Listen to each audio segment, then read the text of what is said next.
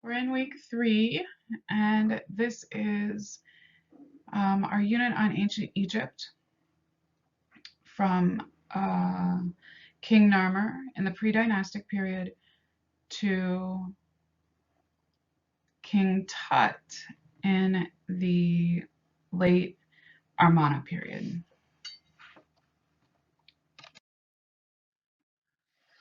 This is a map of the Nile. The Nile is the longest river in the world, and by about 8000 BCE, the valley's inhabitants become sedentary, meaning that the people that live there become more stationary. They create towns and cities and infrastructure along the Nile. They lived off of the fish and the wild animals and the plants in the Nile. And around 5000 BCE, they adopt an agricultural life that's associated with the Neolithic culture. The difference between the Neolithic culture and their culture is they create complex irrigation systems. Egyptology, though, does not begin as official study until 1822. And so you've got thousands and thousands of years in which Egyptian life, Egyptian culture, the things that we know about Egypt just sat until someone decided that it was worth studying. We begin Egypt with the pre-dynastic period. During the pre-dynastic period, at about 5000 BCE, we see a time of significant social and political transition for Egypt. So what does Western culture credit ancient Egyptian communities with in terms of contribution to our overall socioeconomic and cultural development? The Egyptians are credited with having the very first recorded artist's name. That artist was Imhotep. He was also an architect and a physician. They gave us the very first written decipherable language called hieroglyphics. They gave us our very first artificial irrigation system, and they contributed many monuments and architectural wonders of our modern day and age.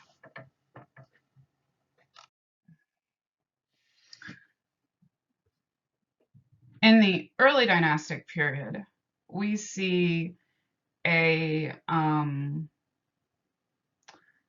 political unification system and a religion system that creates social control.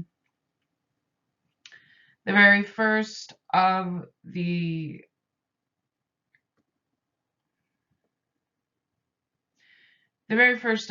significant kingdoms to come through is the Old Kingdom. The Old Kingdom sees the building of the Great Pyramids, as well as the time of great rulers. The Middle Kingdom begins at 2150 and goes to 1800 BCE, and we see their shift in burial go from the pyramids to rock-cut tombs. In the New Kingdom, around 1550, elaborate burial processes still remain, but they are not as the monuments are not quite as fantastic, and a new style of art emerges from a change in political power.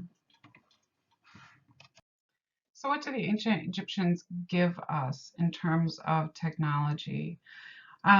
They give us the very first recorded artist. His name is Imhotep. Imhotep was the chief architect to the Egyptian pharaoh Zoser, who reigned from 2630 to 2611 BCE. He was responsible for the world's first known monumental stone building, the stepped pyramid at Saqqara, and the first architecture or architect that we know by name.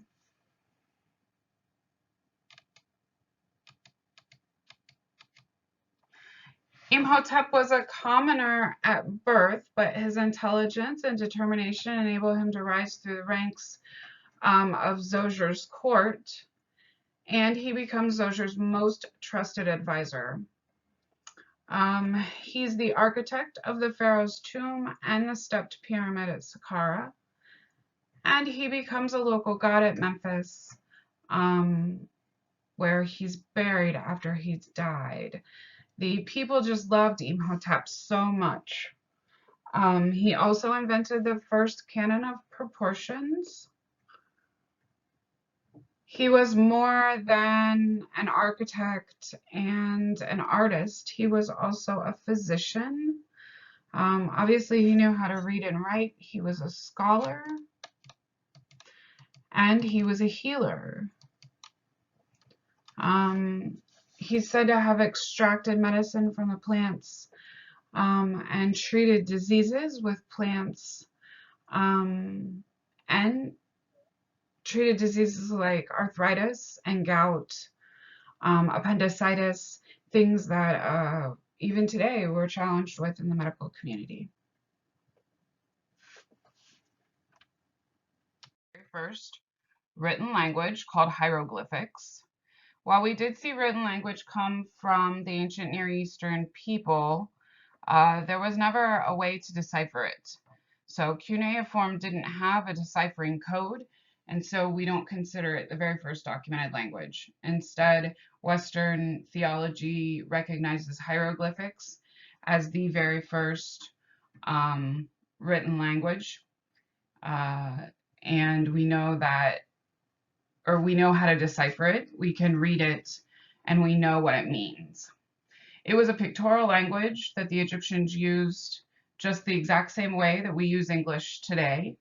The pharaoh always had a scribe, a person who was responsible for writing and who was responsible for recording. In Egyptian society, if you could read and write, you had a good life as a scribe. Sometimes scholars or teachers or government officials.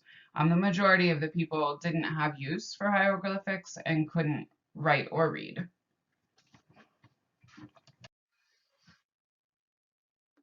They also give us irrigation. So agriculture depended on the waters of the Nile River. The Nile River regularly floods the Egyptian land. And it's a real problem. It's a problem because their religious system believes that their body needs to be intact in order to go to the afterlife. And so because of this, they need something for the soul to travel from this world into the afterlife. And if the river that you live on is constantly flooding, you're worried that your grave sites are going to constantly flood. And so they figure out if they can control the water by setting up a system of levees and dams, that they can more easily grow crop, and that they can contain the nutrient-rich soil. They figure out if they move their grave sites areas to an area that is offshore or far away from shore, they won't have the problem with the Nile flooding their grave sites. And so the grave sites tend to be a little bit further out. As far as how they control the water in the land, what you find is they figure out how to dig a set of trenches. And they put basins and dams to control the water, and they basically create paddy areas of what I would call a paddy, or an area in which they grow crops. Then they can move the dam blockage up and down so that the water flows from one area to another, and they can control where the water flows. Now, I told you the Nile has a flooding problem, and there are times when the Nile floods in the rainy season and the Egyptians will lose all of their crop. So storing food was really an important technology here, as well as figuring out how to utilize the flooding to their advantage. They know that when the Nile River floods, it creates a situation where the nutrients of the river are washed up into the soil. And they know that if they can contain the soil in a way that brings nutrients to the plants, they'll have more successful crops. And so they do that. They figure out how to control the water and where the water goes, and they mix it in with the agricultural plains to create a more nutrient-rich soil base. Essentially, the paddy system is a bed system. They also have a dry season where the water in the beds where the water can't get to the beds. And so they have a way, they figure out a way to store rainwater. Because they're storing rainwater, scientists refer to this type of irrigation system as an irrigation system that is artificial. Natural irrigation system only makes use of what is currently at their disposal. So no storage of water, no ability to kind of control nature and get what they need out of rainwater.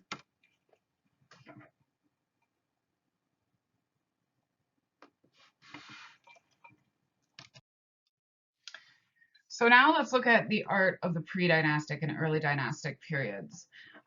This starts at about 5000 BCE, and this is an eyeshadow palette, or I'm sorry, an eyeliner palette. Eyeliner in Egypt was a symbol of social status. And so you would paint your eyes with eyeliner based on your ranking in society. The elite of society were able to use ground up charcoal and an oil that would go in that circular area here in this eyeshadow or eyeliner palette. So would grind up the charcoal, they would mix it with an oil, and they would use it to paint eyeliner on their face. Most of these palettes commemorate battles. They commemorate important things that happen within Egyptian society and social control. And so you end up with palettes that record wars, they record or commemorate battles that were important that allowed the elite of society to gain more control.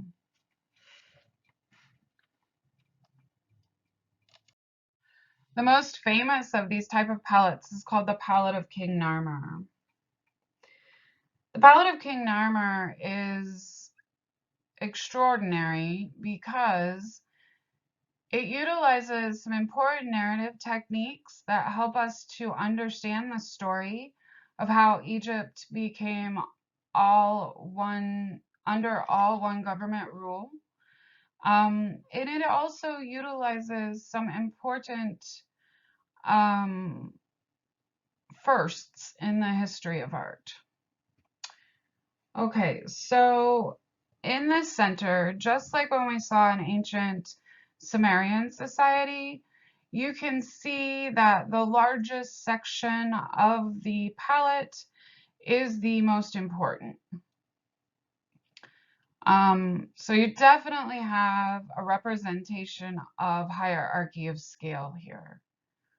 So stop a minute and ask yourself this question that I'm getting ready to ask you, to see if you remember enough from lecture in the ancient Near East. What was the banding system? The system that separates the narrative from one section of the palette to another? What is that system called?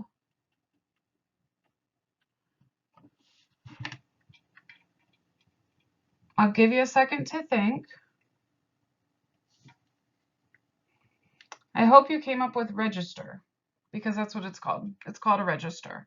The register is the technique in which they separate narrative information from one section of the work of art to another to create a more clear presentation of the story. So let's start with the main section because it's the bulk of the story, right? So this is King Narmer, the one that's standing above the king that's kneeling at King Narmer's feet. King Narmer wears a crown that looks like a bowling pin, and he raises a power object in one hand. He stands in twisted perspective or composite view. Remember how we did that, I guess sort of in your imagination, because I'm not standing in front of you in class, but he puts one foot in front of the other, and his hips twist toward the viewer, and his shoulders go parallel with his hips, so that the main torso of his body is looking at the viewer, but his feet are pointing in an opposite direction of his body, and then his head points in the direction of the feet. I really challenge you to stand at home like King Narmer is standing in the palette. It's very uncomfortable, and it helps you to realize that this is definitely twisted perspective, or a composite view. You can see that King Narmer stands above the king of Lower Egypt. This palette commemorates the unification of Upper and Lower Egypt. King Narmer then goes on to adopt the crown of Lower Egypt and Upper Egypt together, and we'll see an example of that here in a few minutes. But on the palette, you see Horus.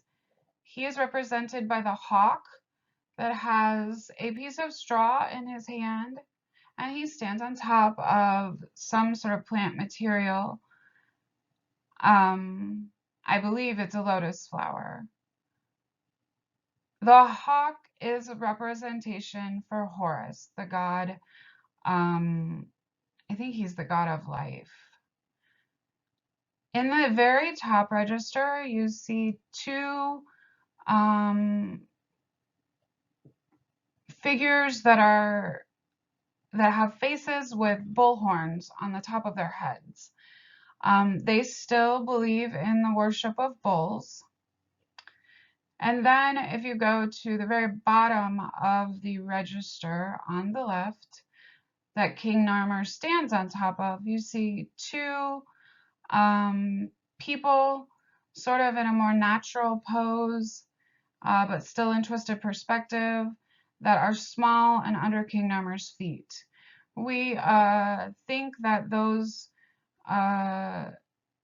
people represent the people that King Narmer defeated in order to unify Upper and Lower Egypt.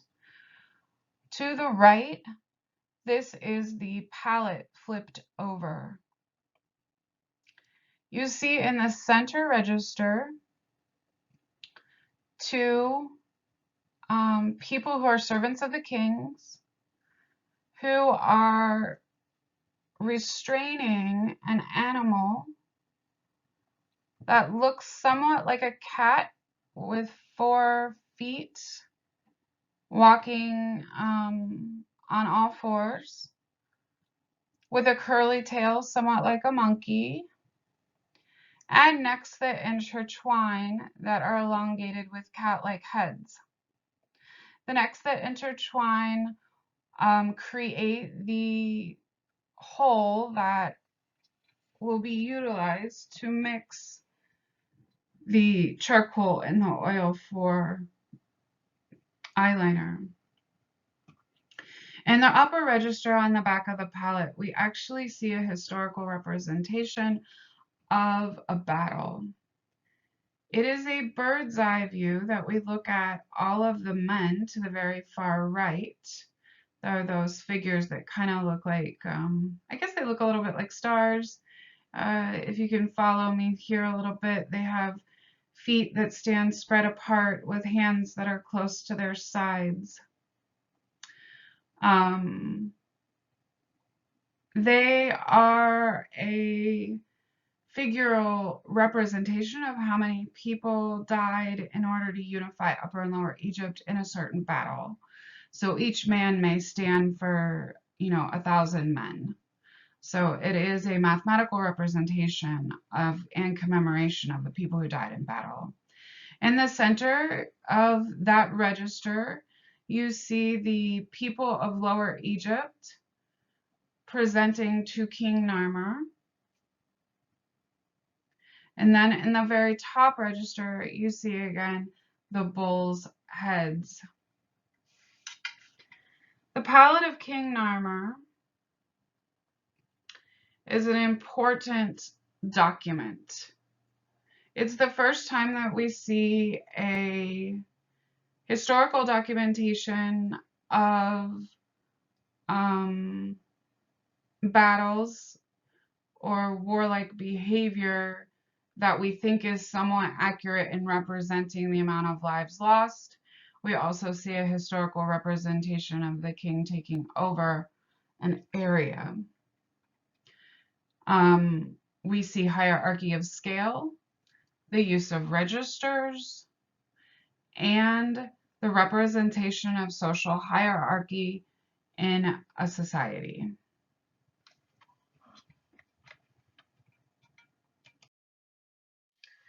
This slide is just in here for your reference.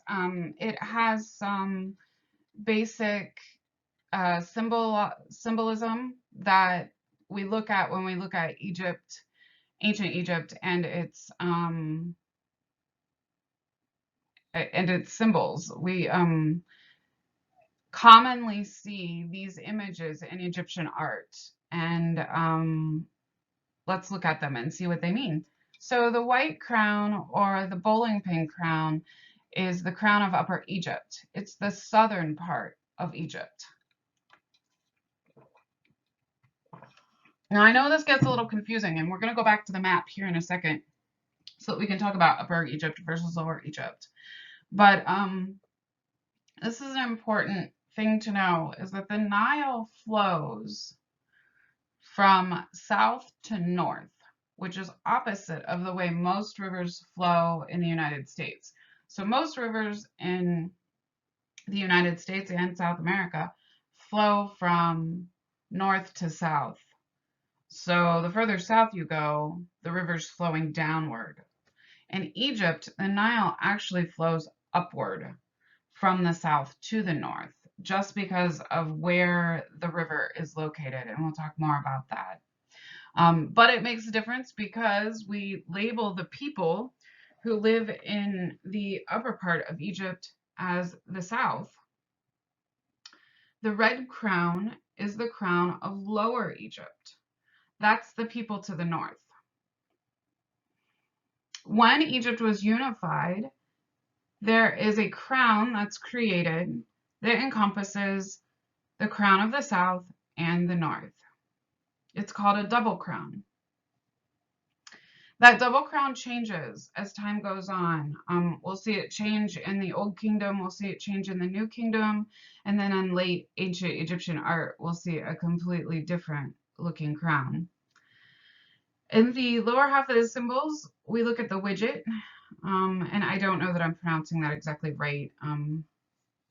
Awedjat is more what my poor Appalachian accent learning comes from, right? So we'll just call it a widget and leave it with that. This is the Eye of Horus. Oftentimes, people of the elite standing in society will paint a eye that encompasses this symbol. So they'll line the upper lid and the lower lid of the eye and extend it out to the side, and then they'll paint the decorative scroll that goes underneath it. It means that they are under the protection of the god Horus. The falcon also represents the god Horus. We saw that on the palette of King Narmer just a moment ago. The Ankh is the Egyptian sign for eternal life. If you start at the base of the Ankh and go all the way around and back down again, you realize it's just a continuous loop. And the scarab. The scarab is a creature in Egyptian folklore that is sacred. They admire the scarab's ability to adapt and last through flooding and dry seasons. The scarab is an insect that has an exoskeleton, so it has a very hard shell, exterior shell, and they've seen the scarab be a beetle that has lived through great famine, through drought, through flooding. It's just a very hardy creature, and because of that, they admire its hardiness. Here in the image of the pharaoh, you see the pharaoh wearing the crown that unifies Upper and Lower Egypt, as well as a hood-like ornamentation around the face. This is the iconography that goes with the pharaoh. You see a false beard, as well as the pharaoh holds a scepter and an ankh. Holding the scepter and the ankh are power symbols. In addition to, you see the pharaoh wearing the typical dress of the pharaoh, which is a kilt, armbands, and an arm cuff. We'll talk a little bit more about iconography in just a moment, but iconography is the things that you see the person wearing that identify the person in society and what they do in society. So in this case, you're looking at iconography being the jewelry that the king wears, the crown that the king wears, the scepter and the ankh that the king holds, and the hood that he wears over his head. Those items are things that identify him as a ruling elite. Iconography, simply put, are things that identify the person and their social class in society. So the last set, I promised you a map. This is the map of Lower Egypt and Upper Egypt. And remember that the Nile River flows from south to north. It starts in the Sudan and moves all the way to the Mediterranean Sea. The map that you see in front of you is a map that is reflecting the names of the ancient Egyptian cities, and in ancient Egypt, we called the southern part of East Africa the Nubia. In the modern day and age, Nubia, this area of Nubia is just north of the Sudan. You can see that the Nile River, or you can see here mapped on the, or labeled on the map, Upper Egypt is where we typically would think Lower Egypt should be. And Lower Egypt is north. So because Lower Egypt is north and Upper Egypt is south, we get that mixed up a lot. We think, okay, We think in terms of the way our geography flows, where rivers and streams flow into oceans going from the north to the south. Ancient Egypt's river flows from the south to the north into the Mediterranean Sea.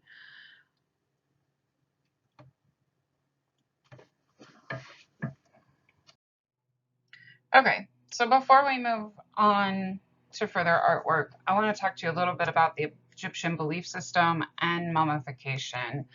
So the religion of the Egyptians is all based on a book called the Egyptian Book of the Dead. It's a spell book, basically, that tells priests and priestesses how to preserve the body, how to get the soul to travel from one realm to the other, and directions of that sort. The Egyptian people believed that the elite of society that could afford mummification would become goddesses or gods. They literally believe that you take it with you when you go. So they spent their lifetimes saving so that when they died, they would be able to house riches within their tomb, which they would take with them into the afterlife. It caused a grave robbing issue. They're constantly having problems with looting because there are many valuable things that were kept in the graves.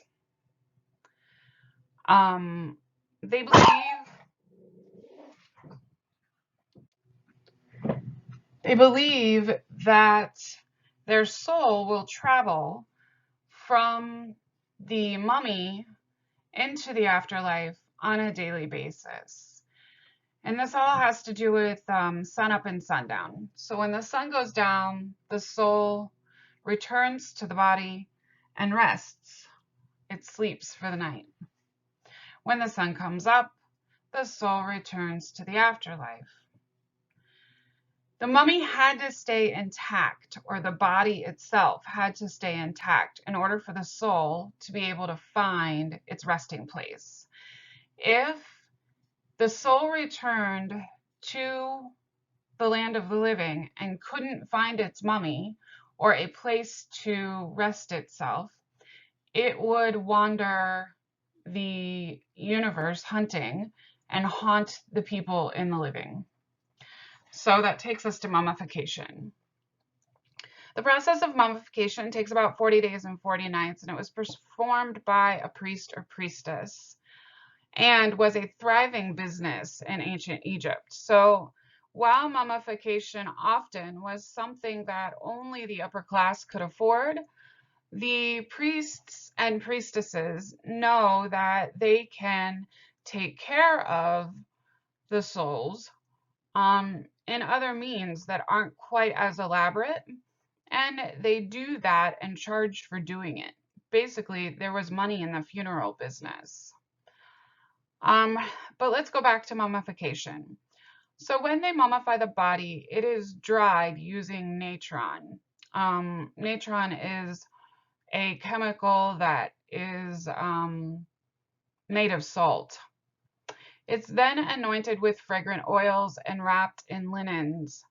When they wrapped the body in the linens, they would place amulets and spells into the bandages. And the amulets and spells would have been tucked into the mummy's wrappings. Then the mummy was buried or placed in a tomb, finished with provisions for the afterlife, as fancy as the deceased could afford. So for kings and queens, that meant that a lot of royal booty would have been hid in the tomb, right? Like lots of valuables would have been hidden in the tomb. Valuables as small as jewelry and as elaborate as machines that would have been needed for the afterlife.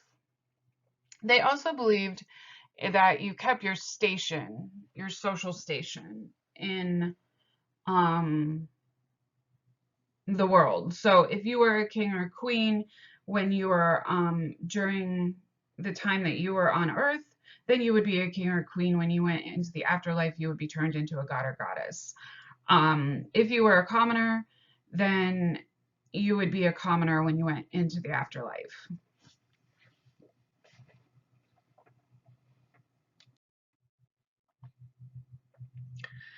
So how did they bury all of the loot and the mummy to make sure that everything stayed safe? It didn't get damaged by water because remember, Egypt has that flooding problem, and people couldn't go in and just take whatever it is that they found. Well, the answer to this was the mastaba. It was the early way that Egypt buried their dead. The mastabas were organized in a grid-like system for location purposes, and they were basically a flat-topped one-story structure with slanted walls that were erected above an underground burial chamber. So they were sort of like a house without a roof. And you can see here in my schematic drawing the different parts of the mastaba. First, you have this shaft that goes underground, and there are underground burial chambers within the shaft. The underground burial chambers would have a mummy hidden inside.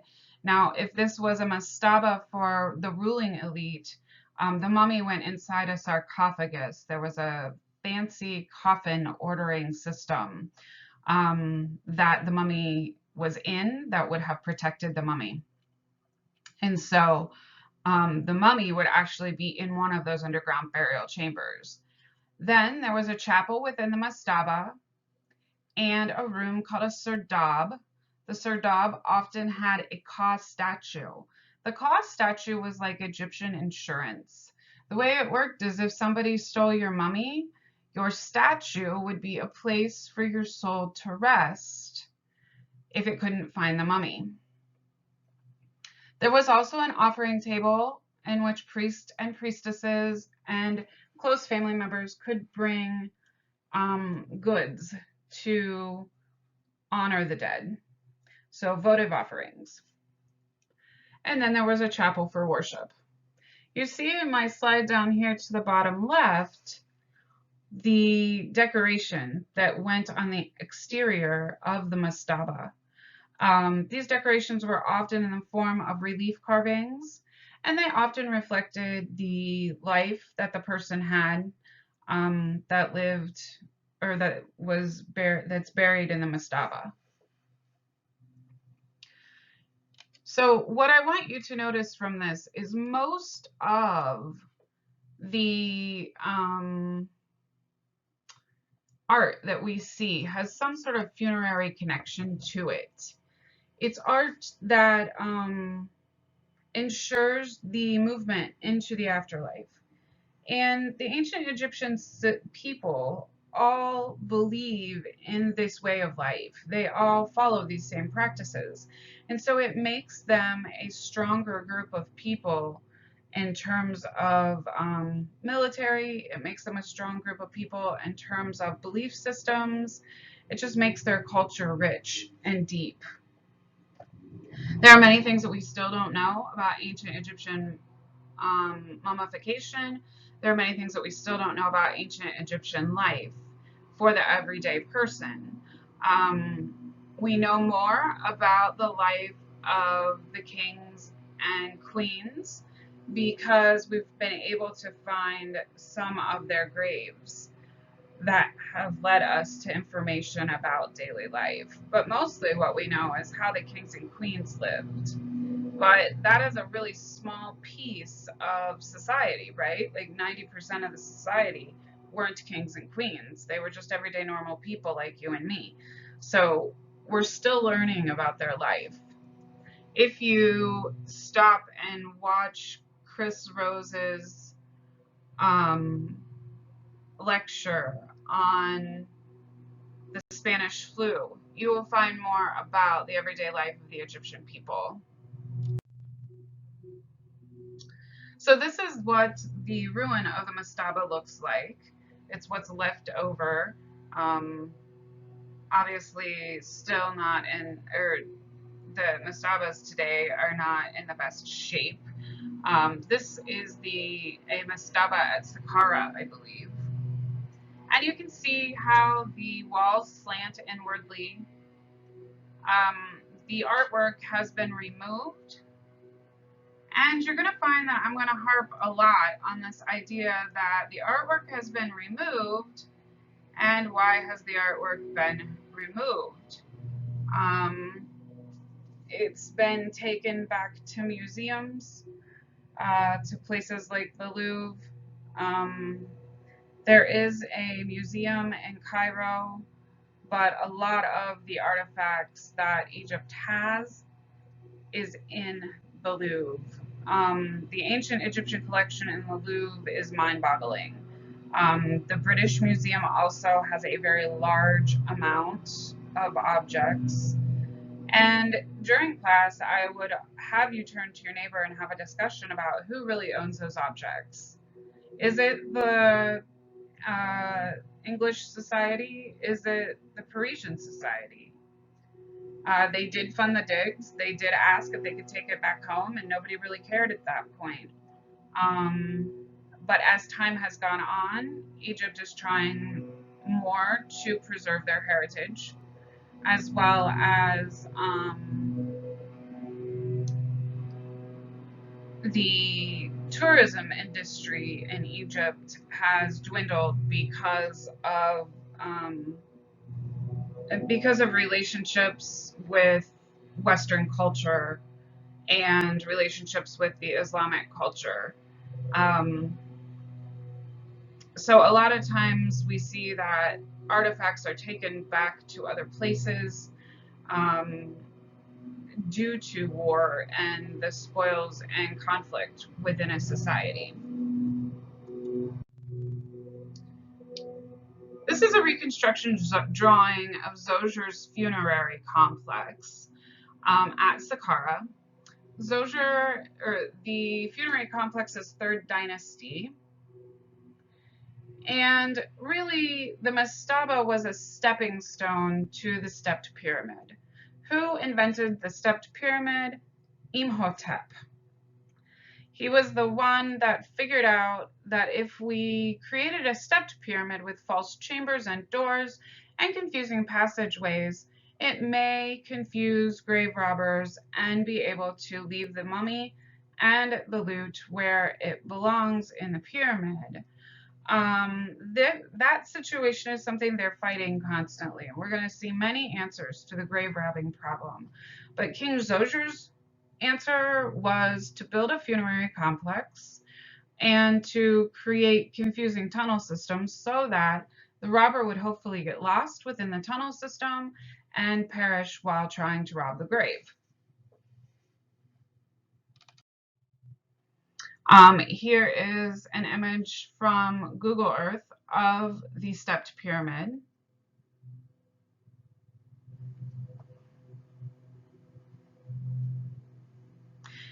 The burial structure begins the way the mastaba did. It's a low, solid, rectangular mastaba with an external area that served the focus of offerings. Eventually, mastabas of decreasing size were stacked over an underground burial. So they just took one mastaba and put it on top of another mastaba, which then led to the development of the stepped pyramid.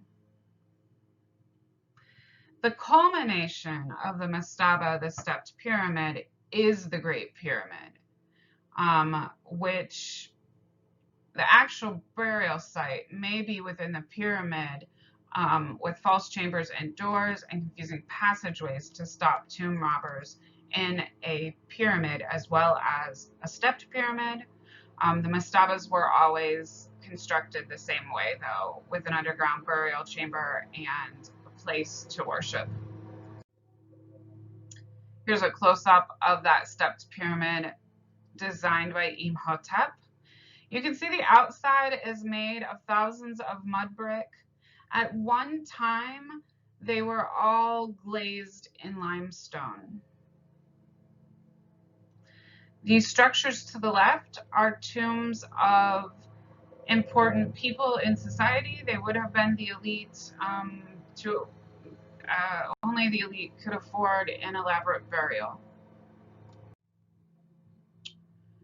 So this is a roadmap of what the interior of this tomb system looks like. You can see that there are many galleries. There is a shaft for food storage. The original access stairs were then covered through expansion. There's a probable first robber's passage where they hope that the robber will enter, access to the pyramid, and get lost in those chambers. There's an apartment with that's tiled in the interior. There are false doors and a burial vault. The burial vault goes deep into the earth. And several galleries. The galleries would have been a place to hold the fineries that were going to go with them. There were also oftentimes burial members of the royal family, like the queen, and storage of grave goods and grave offerings. The tunnels were solely to distract tomb robbers.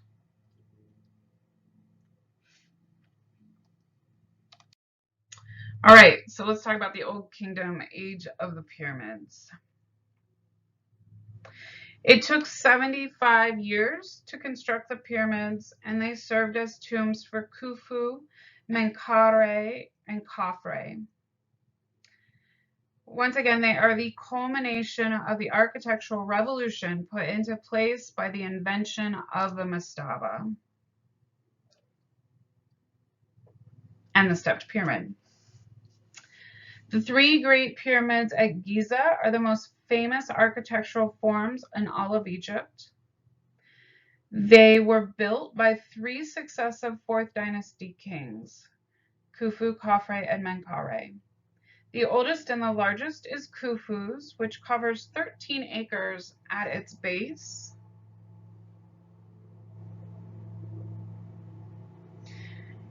Each ruler undertook extensive building programs along the entire length of the Nile. Cities like Thebes were religious centers.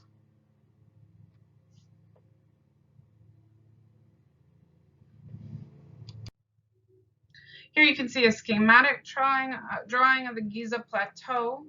All of the Great Pyramids are located in Giza. And remember when I told you that they have a flooding problem, and so they move the graves far away from the bank of the Nile River. Giza is definitely away from the floodplain of the Nile River. Here you can see the pyramid of Khafre in the center, Khufu to the right, and the pyramid of Menkaure to the left.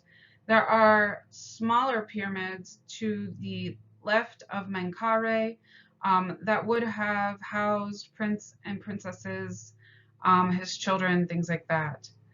Khafre had a valley temple, a long causeway, and the Great Sphinx. We do think at one point, though, the Great Sphinx had Khufu's portrait on it.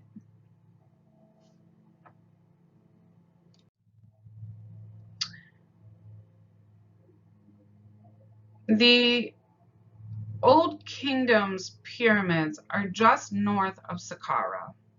So Saqqara was a little bit further away from the river floodplain, and Giza was in a plateau. And so the plateau provided a flat space to build the Great Pyramids and the Sphinx.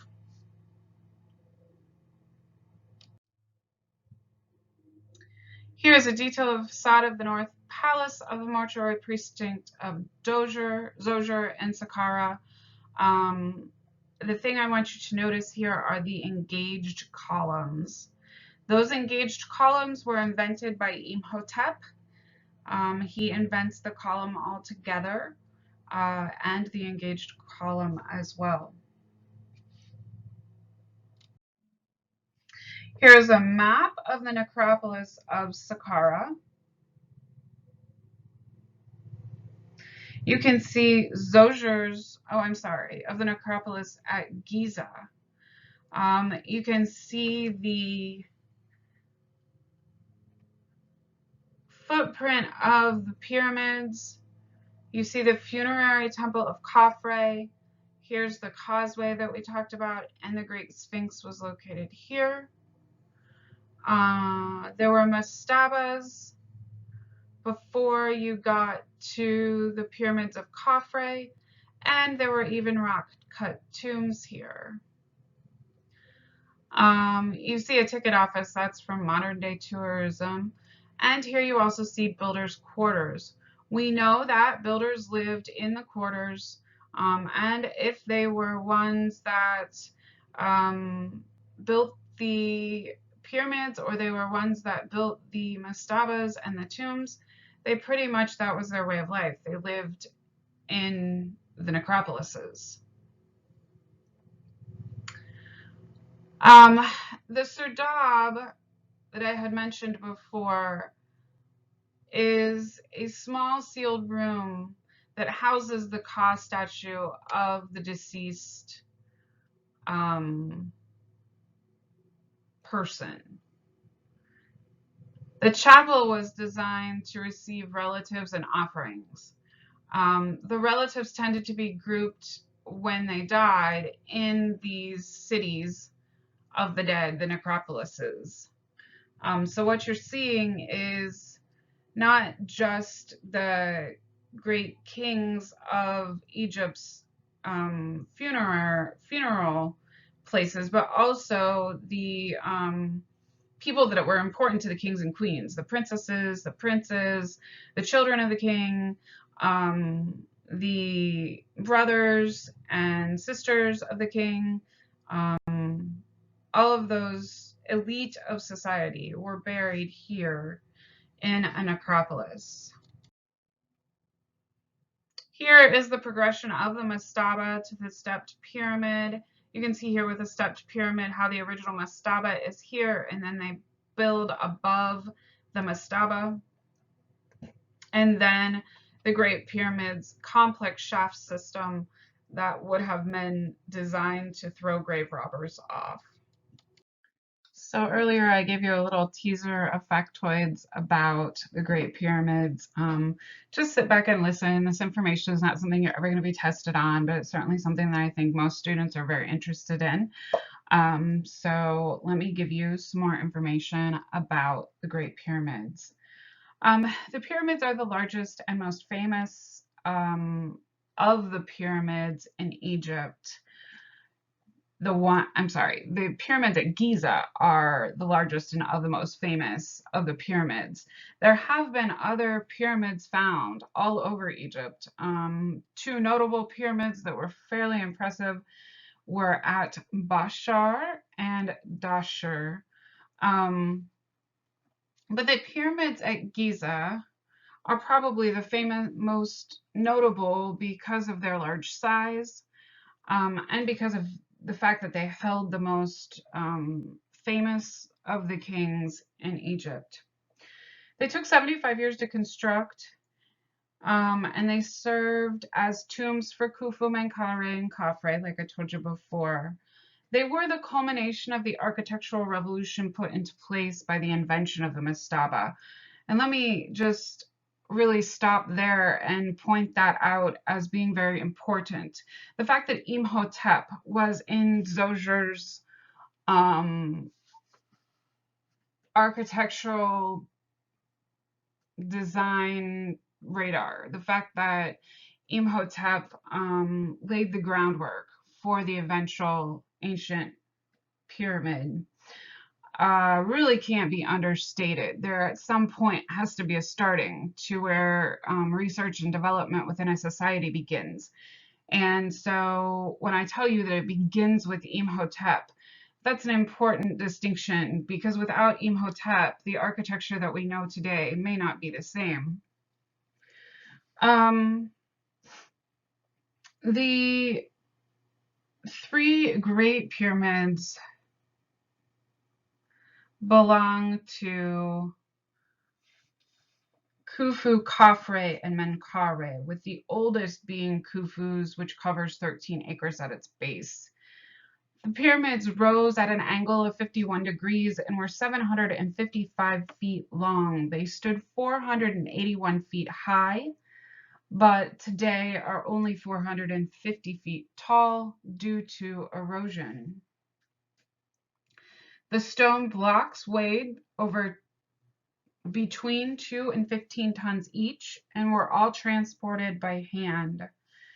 When taking office, each of the rulers undertook an extensive building program along the entire length of the Nile, and pyramid building reaches its height between the 4th and 6th dynasties. However, smaller pyramids continued to be built for more than 1,000 years after the 6th dynasty. Thebes was Egypt's religious center throughout most of the kingdom. Obviously, this is in Giza, so Thebes being the religious center would have meant that the builders or the rulers took great extensive building programs up and down the Nile, which we see evidence of kings coming along later on and adding to the extensive building programs that original kings started. So maybe Zoser started building in Saqqara, but in later dynasties, other kings came along and added to the necropolis. And you're going to find that that's true even when we get into the New Kingdom, because rulers come along and add their stamp to the places that are already considered to be royal and of great importance. So let's talk about how they did it, how they construct the pyramids. We know that they had a very large labor force to create them, and we know that they had tools like that were made of copper, like chisels, drills, and saws. They would have been used to cut softer stone. But there were harder stones like diorite and granite that would have needed tools that were capable of carving much harder surfaces. And so one theory suggests that they added abrasive materials like sand to their building process to make their tools more effective. But we're not really positive how or with what they had to build them. We're not positive what the tools were made of. We're not positive whether they rigged up simple machines. We just don't know. There are various theories on how the pyramids were raised, in other words, how they made them so very tall. We know that the designers of the pyramids were capable of sophisticated mathematical calculations. But most of the stone that was used to build the pyramid was found in the Giza Plateau, and the limestone that encased the structure was found across the Nile. So originally, these pyramids were made of mud bricks, and then faced with limestone. If you can sort of imagine discovering them off from a distance and coming upon these glistening, tall structures in the sun, that would have seemed very otherworldly to an outsider, to somebody who had never seen a pyramid before. Some of the stones were carved with stamps for groups of workers that worked on the pyramids. For example, we know that one of the groups were called the Craftsman Gang. And we know that they worked on the pyramids year-round. We know that during favorable weather, they added to their labor force with additional part-time help. Some sources claim that there is evidence for a workers. Some sources claim that the workers that built the pyramids were upwards of about 100,000. In the 5th century BCE, we have a scholar that places documentation that for 3 months out of the year, there were 100,000 workers working, and they worked for a span of 20 years.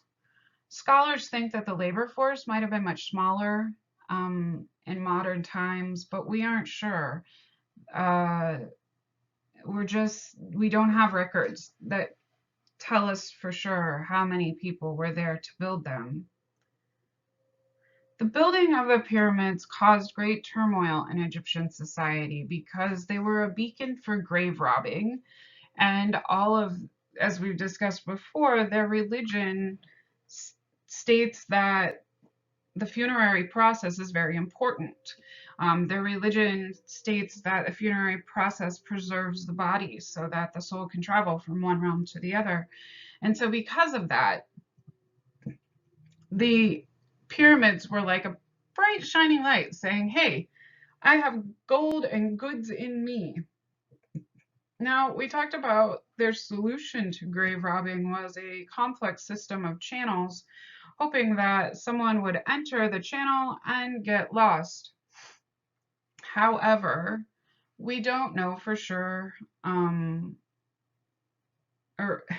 however, we are not positive one way or another about when the tombs were looted. We do believe that they were looted during the 4th and 6th centuries that they were being built, because the Egyptian people made changes to how they buried their dead because of the looting problem. We also know that the labor force that it took to build the pyramids and the economical resources that took to build the pyramids were at some point exhausted. That exhaustion of putting all of your natural resources or all your non-renewable resources into building such a great extensive building program made their society weak economically, and it made it weak in terms of infrastructure and labor force, making the society vulnerable to invasion, which is eventually what happened. They were so taxed with building the pyramids that eventually somebody came in and took over. So excavation of the pyramids at Giza really has taught a lot, or has taught scholars a lot about what Egyptian religion looked like, what Egyptian burial processes looked like, and what daily life in the elite system of society looked like. We know this because of the inscriptions that were on the pyramids. Researchers refer to the inscriptions on the pyramids as pyramid texts. Through these inscriptions, we know general information about burial. For example, it was thought through the texts that the king's body was brought to the site by boat and then mummified in the valley at the pyramids themselves by the priests and priestesses. We also know that the priests and priestesses often sort of sold goods or services to other people who were elite in society that maybe couldn't afford to build these very large pyramids or couldn't afford an elaborate tomb to house their mummy in.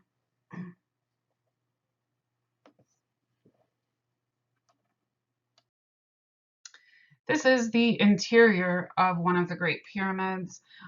You can see the Great Gallery and the Queen's Chamber, the King's Chamber, and the subterranean chamber where the mummies would have been put. You see where the entrance is, and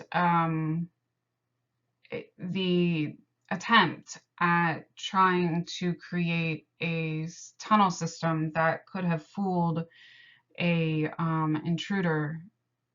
The other thing about these channels or these false systems is that eventually what they're hoping is that one of the robbers will enter a tunnel and be stuck down there for too long and not have enough air to breathe and suffocate, basically. They're either going to suffocate or get lost trying to find the mummy and starve to death and dehydrate to death and die. So we know that they were not all that successful at rerouting robbers because we know that the graves were being disturbed. We know that they were being disturbed in the lifetime of the great rulers because the Egyptian people changed their approach. So I keep throwing this word around here, and I thought I would put it on the slide for you so you could follow what I was talking about. This vocab word, the ka, which is the Egyptian word for the soul or life force. This is the Great Sphinx at the funerary complex of Khafre. So within the necropolis, there are 4 major features: the Great Pyramids, 2 lesser pyramids, and the Great Sphinx, plus many smaller treasures, cemeteries, and monuments. The Great Pyramid was a tomb built for the ancient Egyptian pharaoh named Khufu. And then we talked about the 2 other pyramids, from the largest to the smallest, were the tombs of Khufu's son Khafre and Khufu's grandson Menkaure. All the pyramids were built during the 4th dynasty, finished in the 6th, and connected in the middle of the 3 pyramids is Egypt's Great Sphinx. He's a gigantic statue of a creature with the body of a lion and the head of a man. So this is a composite creature, just like the Lamassu in the ancient Near East. There are many mysteries that surround the Great Sphinx, but Egyptologists mostly agree on the identity of the Great Sphinx face, which is Khafre. In its unweathered condition, more than 4,500 years ago, the Great Sphinx was actually a very accurate representation of Khafre's face. The leader's burial pyramid is built from the same material as the Great Sphinx, which is limestone. It's also almost perfectly aligned with the structure of Khafre's pyramid. While many ancient Egyptian monuments and tombs were ceaselessly plundered and vandalized and damaged throughout the ages, the monuments at Giza's complex remain in fairly good condition. Why? Well, they were very, very large. They were a beacon of advertisement for goods, right? They were a shining bullet or bullet point, bullseye is what I mean, point for grave robbers. But they were very, very large. So getting into the pyramid to begin with, as tall as it was, may have been difficult. We talked about the insane rerouting of tunnels, trying to get the grave robber to get lost. And we know that the pyramids in Giza, when we excavated them, the mummies had all been long since gone and most of the goods plundered, but the worship and the religious evidence was still there, so we could understand what we were seeing in the religious practices of the rest of the elite in Egypt. Khafre's face on the Sphinx is only one indicator that this is the face of a leader. The Great Sphinx sits facing, I believe he aligns east to west, but I am not 100% sure. Give me 1 second.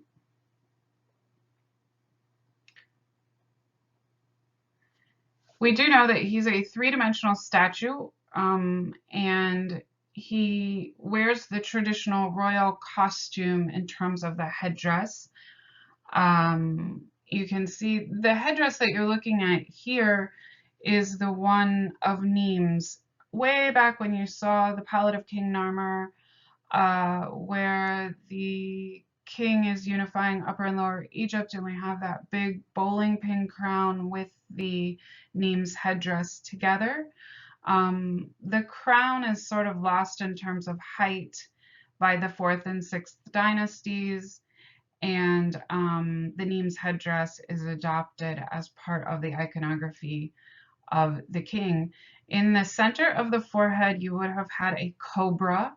The cobra was a power animal and very important in ancient Egyptian religion, and a very important character within the Egyptian Book of the Dead.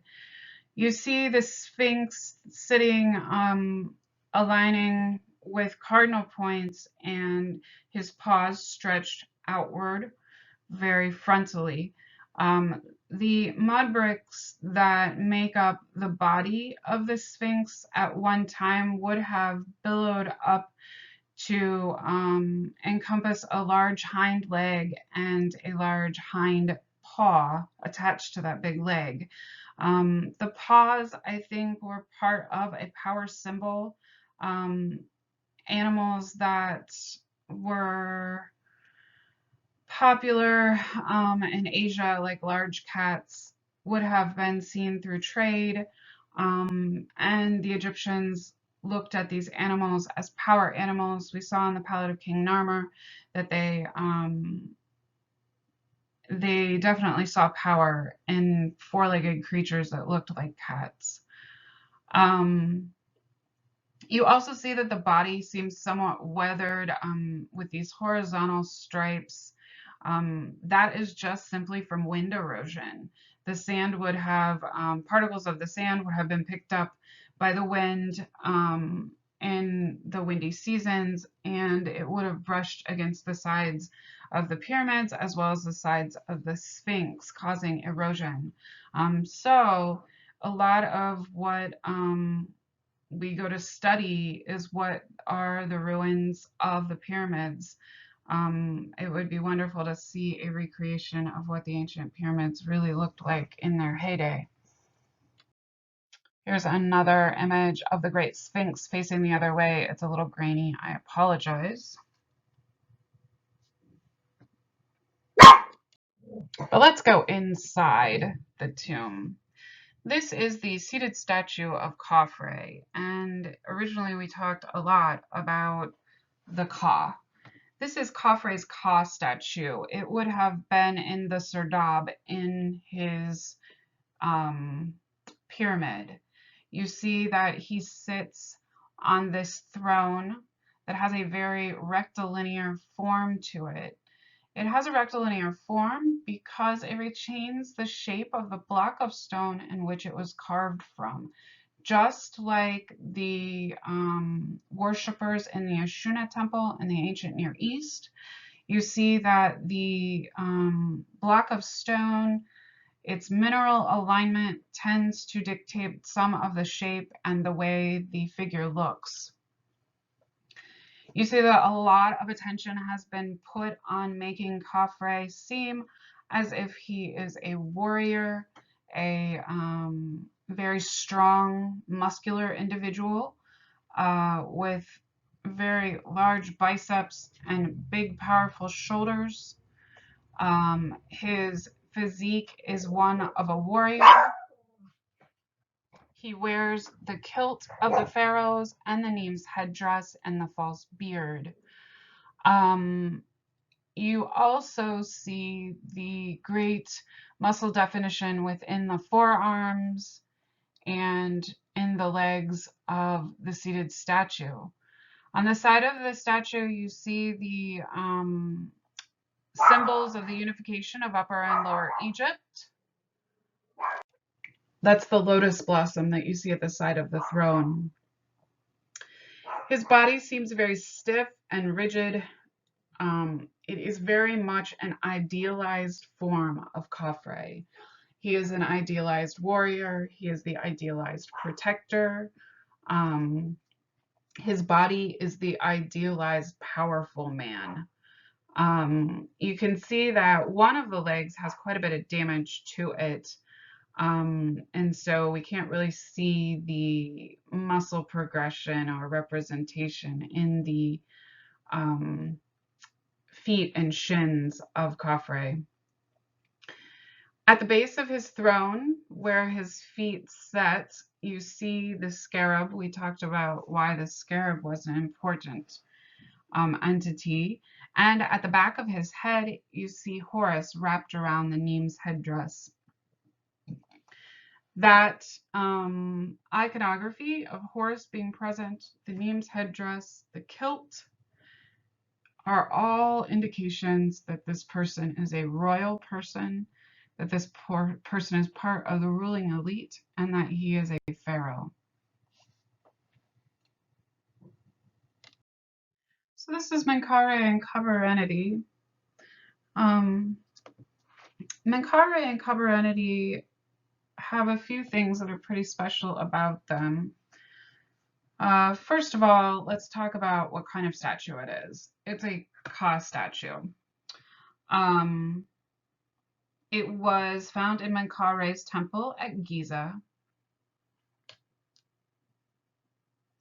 And we can see that the artist is still stuck with the rectilinear form of the material. This one is made of greywacke, so it's a little less rectilinear than Khafre's statue that's made of diorite, but it still retains the shape of the block of stone. You get the typical iconography that we see with associated with ruling elite. Here you've got the royal headdress from Nemes on the king with the false beard and the royal kilt. Arms very stiffly at his side, with feet 1 foot out in front of the other. Then Khubra-Eneti wears a dress that sheathes her body from the top all the way down. It does reveal the ideal form of the body. We say that both figures are done in an idealized way. They are created in the most ideal form of beauty that Menkaure and Khubra-Eneti could possess. So, you know, like when you see a magazine picture of a girl in today's society, they've make-upped her, they've hairbrushed her, they've painted her picture, they've elongated her neck, they've made her body look a little bit thinner, all through a lovely program called Photoshop. Well, Menkaure and Khubra-Eneti have been idealized through the artist. The artist has created an ideal look that is an ideal representation of beauty for both Menkaure and Khubra-Eneti. They are idealized in their proportions. Remember, Imhotep made the very first canon of proportions, so they follow Imhotep's canon of proportions. They are idealized in their body shape, in the way that their face is represented. That all speaks to idealized beauty. Then they wear the iconography that aligns them with the ruling elite. For Menkaure, it's the Nemes headdress and the beard and the kilt. For Khubra-Eneti, it is the wig that she wears, and the fact that her arm is around her husband's side. So the other thing that I want to point out to you is some of the things that make this statue very special. For one thing, it's a representation of the king and queen together. We don't very often see that. We also see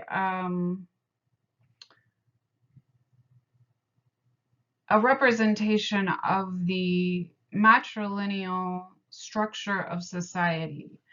And what I mean by that is that there is a way in which society is aligned in ancient Egypt where the king inherits the throne through marriage to the daughter of the king.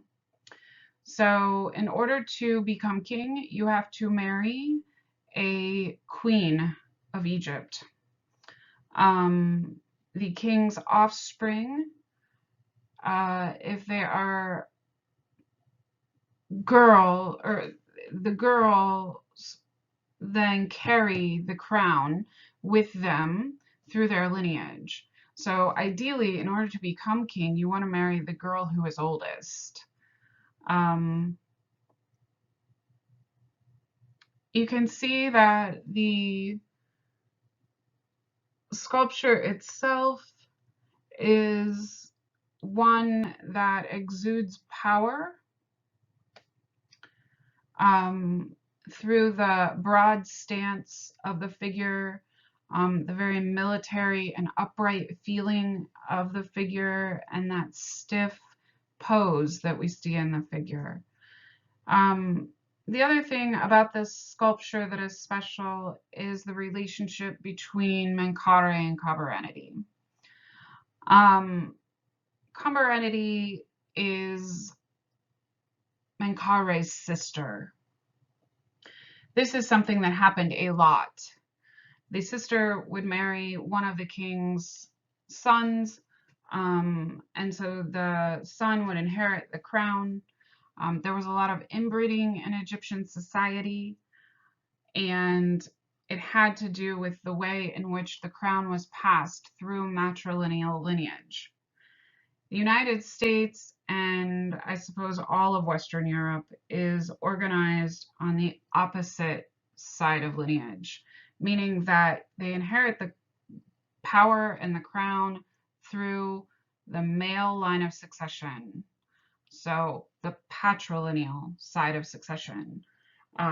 So if my husband is king and he and I have a son, then that son will inherit the crown whenever I die.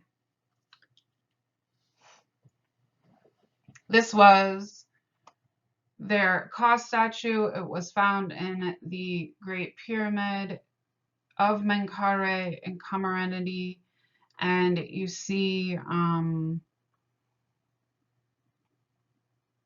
a statue that represents the strength of the divine right to rule in Egypt. When we talk about the divine right to rule, it's the same as it was in the ancient Near East. The idea that the king was chosen by God to represent the people, or that the gods blessed him and chose him to be a ruler, that it is his birthright to be a ruler. Well, actually, it's more the girl's birthright. But the point is that the people look at the divine right to rule as something that is linked to power. So when the divine right to rule dies, they become gods or goddesses in the afterlife. These are Ka statues of Rahotep and Nofre. Khufu and Rahotep are brothers. And it would have been very normal for Khufu's, or Khafre and Rahotep are brothers. And it would have been very common for the king's brother to marry a princess like Nofre. They were not supreme rulers. They weren't in charge of the entire Egypt. They would have been smaller local rulers. And we know that because of the statuary that we see. They are made of limestone and they are painted. We call a painted statue polychroming. They sit on thrones,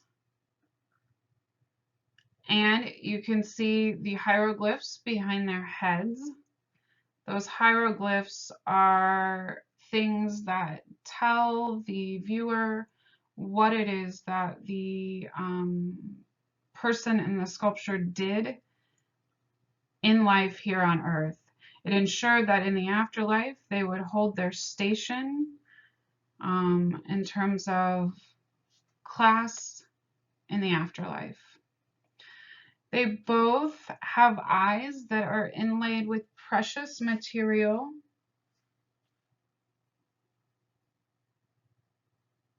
The precious material is copper that lines the area of the eye that is then outlined in eyeliner. The copper was used to help catch the light. And so people report when seeing these statues that they seem to feel very eerie, especially in firelight, because the copper framing around their eyes gives them a sense of liveliness. I don't know what it is about Egyptians and why they don't like hair, but they don't. Some scholars have suggested it has to do with it's very warm there, and parasites are a problem. But they mostly wear wigs. You can see that Nofre has on a wig of upper class society, and Rahotep has just regular shaved head. Why is he not wearing the Nemes headdress? Because he is not king. He does wear the linen skirt of upper class society, and Nofre wears that very clingy material dress that reveals the idealized beautiful shape of her body. This is the seated scribe. He dates to 4th century Old Kingdom, and he was found in one of the necropolises. In 1850, Auguste Mariette, who was a French archaeologist and worked for the Louvre at the time, excavated at Saqqara, an ancient burial ground southwest of Cairo. We've talked about that necropolis at Saqqara. It served as the necropolis for Memphis, which was the Egyptian capital city during the Old Kingdom.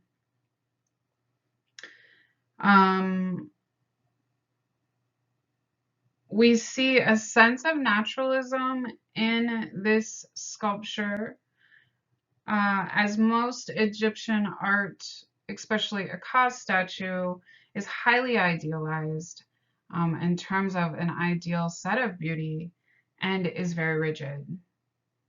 He holds a scroll in one hand and uses a papyrus reed pen that would have been held in the other hand. The papyrus reed pen has since been lost. The seated scribe was one of the first discoveries in Egyptology. Special attention was clearly put into the eyes of the sculpture, where they were lined with copper, and they're molded in rich detail out of pieces of red veined white magnesite. The magnesite was elaborately inlaid with pieces of polished and truncated rock crystal.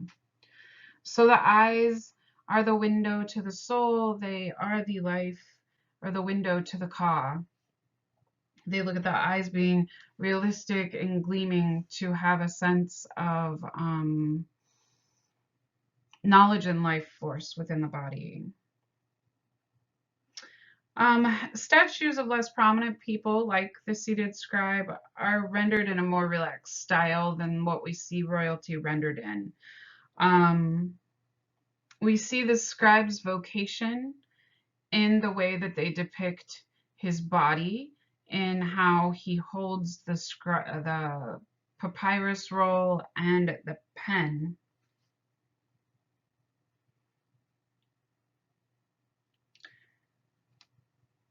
In the history of art, it has been accepted dogma to say that the seated scribe is definitely not as idealized in his body as the depiction of Khafre or Khufu or Menkaure. However, as an art historian, I argue that the seated scribe is actually an idealized depiction of a scribe. We have to remember that these people had different functions in society. Do you really want your scribe to be someone who looks like a warrior, who's going out and fighting for the control of the land? Or do you want your scribe to be smart and use his mind over his body to serve the king? And so, yes, the seated scribe is older. He's older to represent wisdom. He is a little more flabby than the average Egyptian idealized king or royal figure. And he, I'd say, is a little bit older due to scribes would have lived a little bit longer because they weren't doing the dangerous jobs of protecting the kingdom. He sits with his legs crossed in front of him at attention, waiting to take notes for the king. Now, we look at a scribe as someone who simply sits and writes. And in today's age and society, that isn't something that's all that admirable. We know lots of people that can read and write. However, back in ancient Egypt, if you remember, not that many people could read and write. And if you could, it meant that you were someone special, that you had the opportunity to have a special job servicing the king. Moreover, the seated scribe was an individual who was highly trusted by the king. He was entrusted with very important military type information. He was entrusted with secure ideas and information that the king would expect him to keep secret. And so being a scribe in ancient Egyptian society meant that you were a trusted individual, you were close with the king, and that your participation within the court was one that was of respect and prestige. This work of art is T watching the hippopotamus hunt. It's a relief in the mastaba of T from Saqqara, Egypt. It dates 2450 to 2350 BCE, so it is about 1,000 years after the Great Pyramids have been built. It is painted and made of limestone. It was a relief carving in his tomb, and T is a general. He's someone who would have worked in local government. He is part of the ruling elite. And you see him standing on a boat or a canoe that floats across the river. Water in ancient Egyptian society is very symbolic. It gives them life, it gives them food. It also has dangers within it. So if you know anything about hippos, and in my class live, I usually ask the people in the audience, do you know anything about hippos? And every once in a while I get someone that says they're mean, and that is very much correct. Hippopotamuses are very territorial, and they kill more people in the Nile River area than crocodiles every year. They are powerful, they are heavy, they can swim, and the Egyptians look at them as these little devilly creatures. The T is fording the river into the afterlife, and in front of him are his men who are hunting the hippos to make a safe passage from the world of the living into the world of the afterlife by hunting the hippopotamuses that he is facing. You can see a lot of important pictorial devices here in this relief carving of T. We still have registers. The very lowest register is a register that dictates things that T will take with him into the afterlife. The next register shows the hippopotamuses in a more natural way.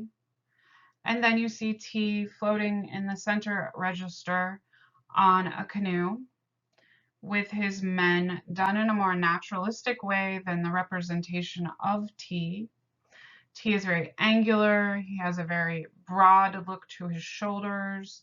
He has muscle definition in the bicep of the hand that holds the staff. You can see that he wears a kilt that is triangular in shape. That triangular in shape kilt indicates that T is a general. And then above you see all the natural wildlife of the area. The naturalism that is in the above register is naturalism that is sort of background information. But there's a lot of naturalism that we see here in the relief carving for the tomb of T. The background has a linear pattern that's carved into the wall. That could have been that the way they applied the material that they used to create the sculpture, the relief sculpture. I'm not exactly sure, but it does provide a nice visual contrast between the figure T and the background itself. It makes it feel as if there is some three-dimensionality to the space that we see, some depth perception to the relief carving. And now we move into Middle Kingdom. The Middle Kingdom sees the disappearance of the great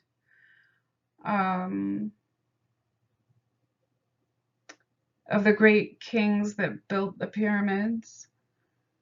We see a great shift from the Old Kingdom kings into a Middle Kingdom that is somewhat less that is a lot less politically stable. The powerhouse kings that built the ancient pyramids are no longer able to keep hold of the area because the pyramids naturally bankrupted most of Egypt. Because of that, new incoming ruling citizens come in, gain power, hold on to it for a little bit, and then are forced out. And so there's a volatile political situation that happens at the end of the Old Kingdom, moving into the the Middle Kingdom. This is a relief carving from a tomb in Saqqara, and it's goats treading seed and cattle fording a canal. It's a relief from the mastaba of T. We just looked at T, and it is 5th dynasty. T is really on the line in terms of being classified as Old Kingdom versus Middle Kingdom. The Tomb of Tea elevates his position in society of being a general, to memorializing him as an important leader. Local governments at the later or latter part of the Old Kingdom are important because those powerhouse kings have lost control of Egypt. And so here we see two registers of information. The top register shows workers that are working the land, working with the cattle, likely being brought for sacrifice. In the bottom, you see a more natural representation of the figure and the cattle, less rigid looking body, more true to what bodies look like in real life. And you see the more stylized figures as the ones that are more associated with government. In the very top of the register, you see naturalism of wildlife, which makes sense because remember, the Egyptians were not only farmers, they were hunters and gatherers as well. They would have domesticated animals as well as crops. This is the fragmentary head of Senseret III in the 12th dynasty. It's made of red quartzite, and it's at the Metropolitan Museum of Art in New York City. So what's happened is we've seen a decline of the Old Kingdom kings, and new local government lines have taken over. The Middle Kingdom brings about naturalism and portraiture, and it follows a traditional canon that Imhotep has set into place, but the face becomes a lot less idealized. Idealization is something that is linked to power.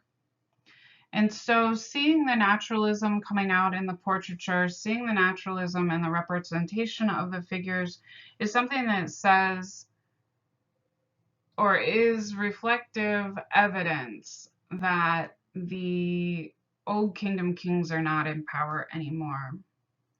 There's a new line of kingship that reestablishes power in the Middle Kingdom, and it's how we get a classification of the Middle Kingdom to begin with.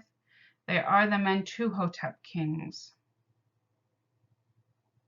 They establish royal power after centuries of disorganization within Egypt. And the fact that there is actually a Middle Kingdom means that there was some sense of power in the 12th dynasty that took over. Arts and writing flourish under the rule of the Mentuhotep kings in the 12th dynasty. And royal portraits take on a sense of sensibility that reflect the hardships and the fragility of human existence. This portrait is of the 12th dynasty king Senseret III. We see sunken areas underneath the eyes, high cheekbones, a nose that has been since lost due to damage, and a sense of portraiture. You get the idea that you could maybe find someone in Egypt that looks like this person because it is more naturalized. The drooping eyelids, the sunken cheeks, or the sunken bags underneath the eyes are all indication that life is a little bit harder in the Middle Kingdom. It's been a long toll of disorganization, and that Senseret III has had to work very hard to establish control in the Middle Kingdom.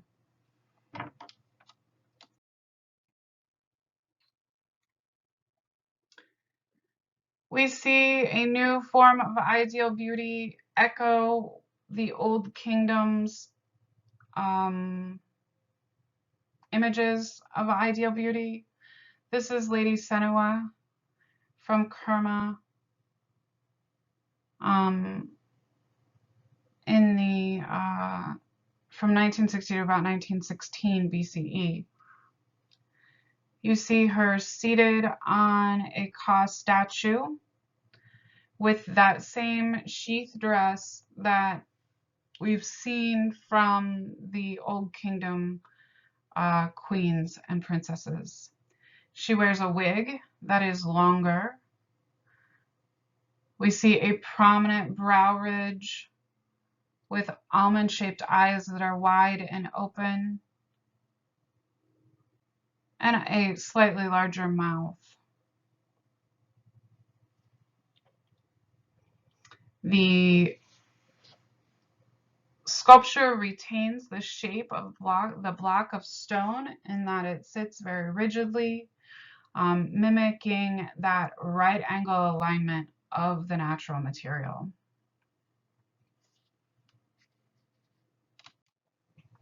Senaway is Nubian.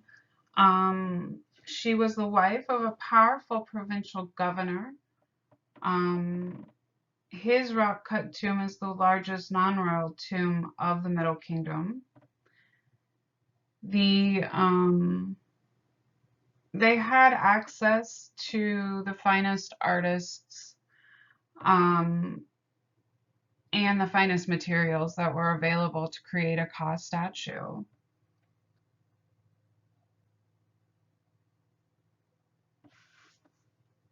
They were found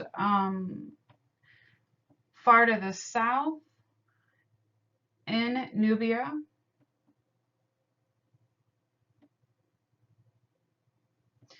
And they were buried in a royal tomb of a Nubian king who lived many generations after Senaway's death. We think they were moved from their original location and exported to Nubia about 300 years after they were made. Exactly how they did that or why they did that, we don't know.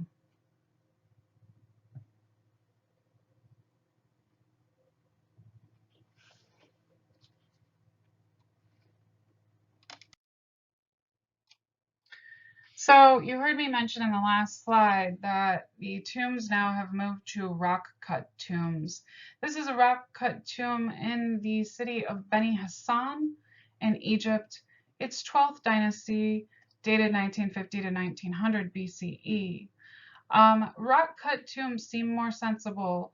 They seem more sensible. Why? Because they didn't have a shiny target on the backs that said there is an Egyptian king and finery buried inside of me. In addition to the rock-cut tomb, the rocks were already there. So they didn't have to actually build the structure. You know, the Old Kingdom kings were busy making monuments, where the Middle Kingdom kings decide that why not use the gifts that the natural terrain already has bestowed upon us, and they hide the mummy somewhere deep inside the cliffs of the rock-cut tombs. It still provides an opportunity for people to go and pay respects to the ruler who has passed away. In the lower slide, you can see, roughly see, a fresco painting on the wall. You see the representation of the column. I say representation because the column here is not a support system. It's not a support system because we see one column to the right that's completely missing the middle section of the column, and it's just happy to hang there. So it's not actually providing any support. It's not there for a structural purpose. It's solely there to decorate the interior. There is a Ka statue that would have been placed in that niche that you see directly in front of you, and the paintings of the fresco on the back wall represent a more naturalistic representation of life. Here is another image of a rock-cut tomb at Beni Hassan. You can see that graffiti has definitely taken its toll on these rock-cut tombs.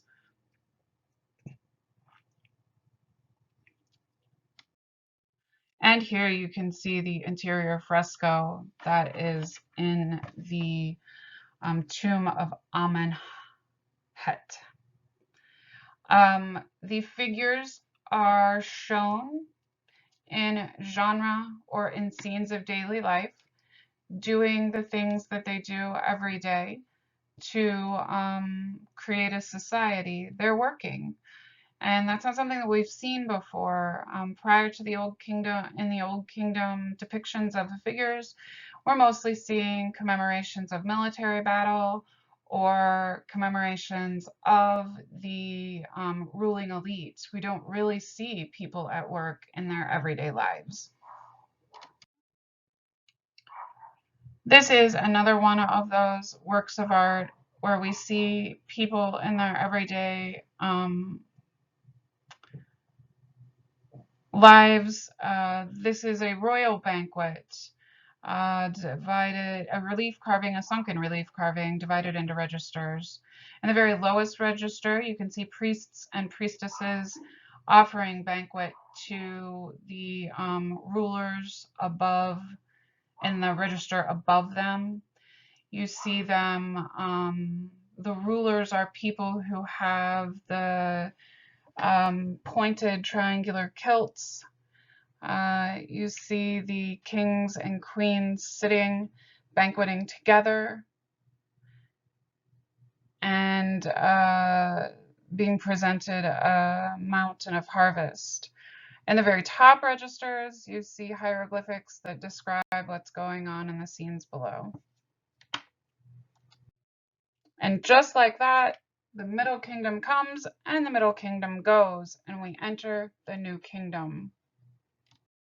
The New Kingdom really gets going because of the strength of the Middle Kingdom kings, the Mentuhotep line.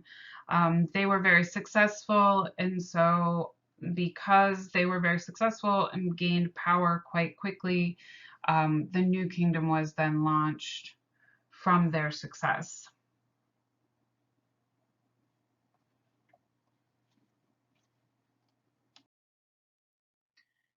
So we start with the funerary temple of Hatshepsut in the New Kingdom.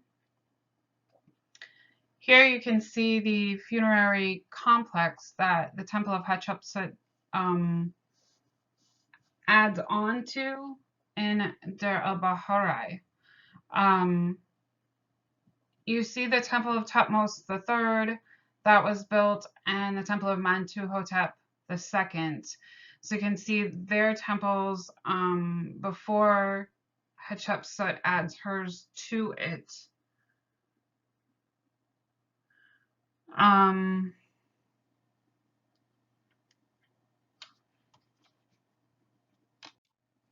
So when we enter the New Kingdom, what we're entering is a new style of art that the temples are created from the rock-cut tombs.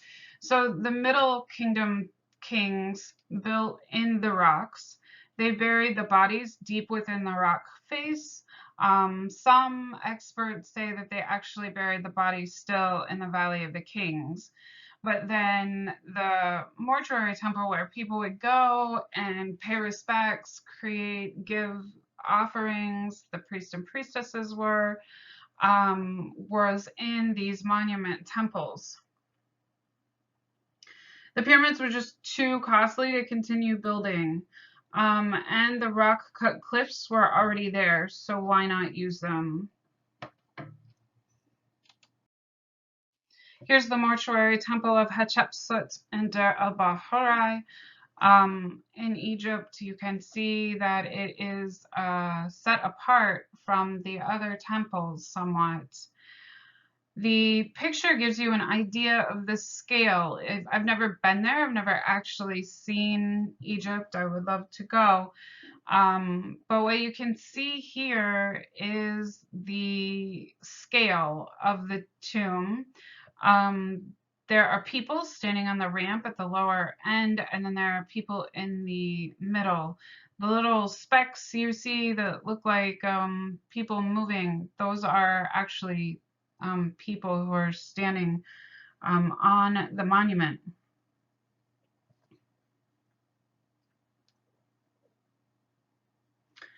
Hatshepsut was the wife of King Tutmos II, and he dies. When he dies, she takes over ruling because she was not able to bear a son.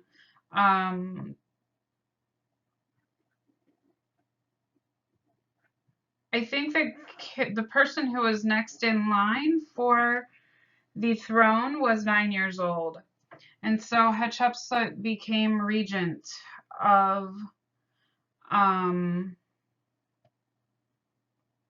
she became regent for Tutmos.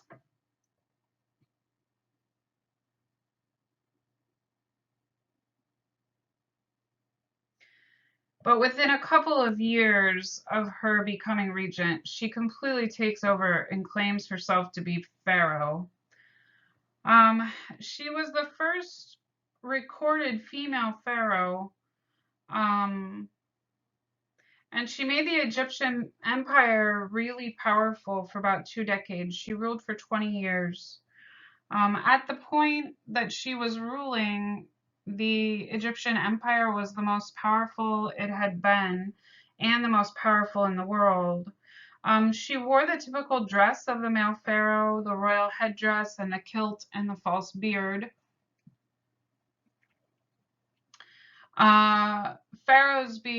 Leaders being called pharaohs is something that happened in this New Kingdom time period.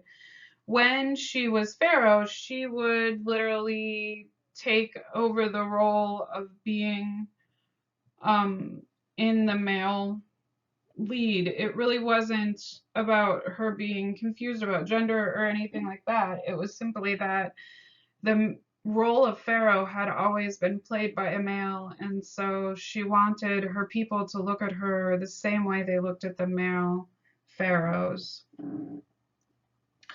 Women in ancient Egypt were often leading in leadership roles, but just not in the role of actually being pharaoh. I think the thing that aesthetically is beautiful about Hatshepsut's tomb is it beautifully complements the natural surrounding architecture. The mountain is enormous, so if she makes the monument too small, it's going to look swallowed up by the terrain. And so she creates a very large monument that mimics the big mountain behind it. We also see the graceful way that the levels of the monument rise from one level to another, the same way the mountains do. In Hatshepsut's day, the monument would have had gardens that graced the entire flat terrace. So it would have been quite a beautiful monument with lots of living plants and beauty of life in it. This is a panned out view of Hatshepsut's tomb.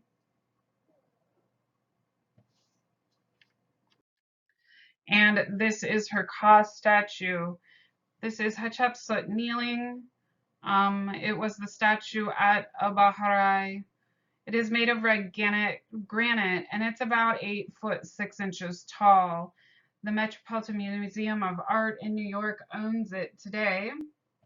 And you can see all of the iconography that goes with being pharaoh is something that Hatshepsut is wearing. So you see that her hair sort of covers her chest, and she wears the short kilt of the pharaoh. She kneels, has the Neem's headdress on with the cobra in the center and the false beard. In her hands, she holds canopic jars. Canopic jars were the jars that the priest and priestesses took the innards of the living or the human being that had passed away and put them in these jars. So things like the lungs, the brain, the heart, and I think maybe the liver were all taken out. They took the vital organs out because they carried so much liquid that when they were able to pull those organs out and put them in jars, they could pack the cavities with salt for the body to be preserved. So there was a scientific and logistical reason for it, but they also believed that the inner work, like the inner organs had powers that needed to be preserved in the jars. During Hatshepsut's reign, she extends control of Egypt all the way into Nubia, which is the southern part of Egypt. Current day is the country of Sudan. The King and Queen of Punt and attendants is a relief in the mortuary temple of Hatshepsut. And you would have been, it would have been good politics for her to have a relief carving of the King and Queen of Punt, honoring them and honoring Hatshepsut's accomplishments and extending control of the Egyptian empire into Punt. You can see that ideal beauty has changed somewhat for women in the Queen of Punt. She obviously has a more voluptuous figure, and the attendants are male officials who are idealized in the way that we have seen male idealized figures in the Old Kingdom. This is the Temple of Ramses II. It is at Abu Simbel in Egypt. It dates 1290 to 1224 BCE. Abu Simbel is an area that the Temple of Ramses II was actually moved to. The original temple was located further up the Nile River and, further down the Nile River to the north. And as the monument stood, it needed to be moved for preservation purposes. We look at the Temple of Ramses and we talk about syncretism. Syncretism is a term that we use for when a culture takes something that another culture establishes and changes it in some way to make it their own. So in this case, the Temple of Ramses is taking syncretism from the Old Kingdom and making it new. Sometimes we think that the temples originally had faces on them that were different than the current king that is there now. That's because when a new incoming ruler took over, they would often just simply change out the face on the monument and keep the monument dedicated to the reign of the pharaoh. So in Hatshepsut's case, we know that about 20 years after she stepped down as being pharaoh, someone came in and did not like that she had ruled, and so they sort of wiped her face out altogether from the monuments and put a different face on them. The Temple of Ramses II, however, is one that took cues from the Old Kingdom Egypt. You see Old Kingdom Egypt's pylon temple being behind Ramses II. There are 4 very large statues. They are 69 feet tall of Ramses II. It is a rock-cut tomb that was moved from its original location due to flooding in Egypt. The pharaohs are not actually buried inside this tomb, but the tomb is there to memorialize Ramses II. The mummy was kept in a more secure space deep inside the rocks, and then they built the monument over top, sealing the pharaoh inside.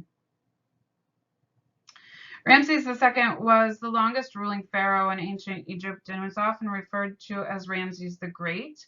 The people loved him very much, and he returned them to the old Egyptian ways, the Egyptian ways of the Old Kingdom.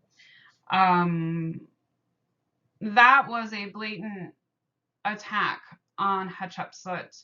It was his way of saying that he felt like they needed to return to old-fashioned Egyptian values. Ramses II was married to a woman named Nefertari, and he was a powerful and long-lived pharaoh. Egypt was a mighty empire under his rule that, of course, was set up for him by Hatshepsut.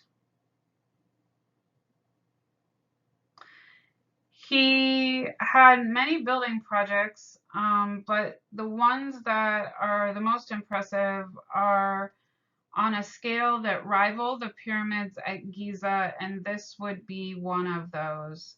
The temple is so large, just like the pyramids at Giza were very, very large. At Abu Simbel, he orders 2 large temples to be carved, one for himself and the other one for his wife Nefertari. The interior of the temple, there is a large staircase and a row of sculptures that greet you. They are all sculptures of Ramses II. In the interior, the statues on the statues that grace the entrance have a natural opening to the light. And on October 22nd and February 22nd, the light will come and shine in on one of the statues on that day. Those 2 days are his coronation date and his birth date. You can see that as you ascend the staircase at the top, there is a place for a statue to pay respects to Ramses. This replaces the statue, the cult statue that would have been in the Sardab. Offerings would have been made to Ramses after he passed away in this temple. It would have received relatives and friends, people who were important to the king. Here you can see a schematic drawing of the Temple of Ramses II. The front facade is cut away from the hall, and you can see how tall and large the front facade is compared to the hall that is ascended to the cult statue. Here's an image of the restoration as they move the sculptures down the Nile. You're seeing them with the face removed, placing it back on the sculpture after they've moved it. It shows you how they would have been able to remove the face, sort of like the faceplate of the sculptures when a new pharaoh would take over.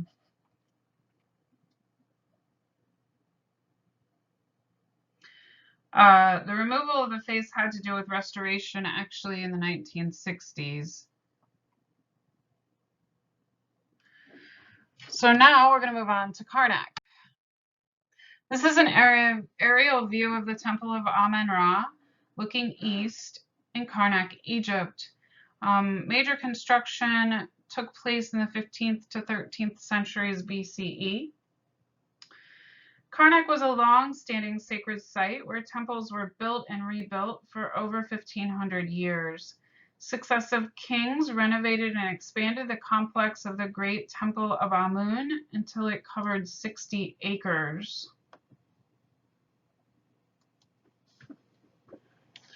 Within the temple, there's a hypostyle hall.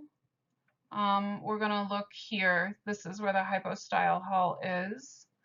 As you enter, you see the remnants of what would have looked like the pylon temples of the Old Kingdom. And as you enter, you're greeted with a colonnade. And then you move into the hypostyle hall. This is the interior of the hypostyle hall at the Temple of Amun-Ra in Karnak, Egypt. You see a very new building invention called a clerestory. It is right here. It is the grate that covers at the top of the lintel. That grate allows light to come through. In the hypostyle hall, the columns are packed so very tightly that the person who entered the temple would not have been able to see where they were going without having the ability to bring in some light.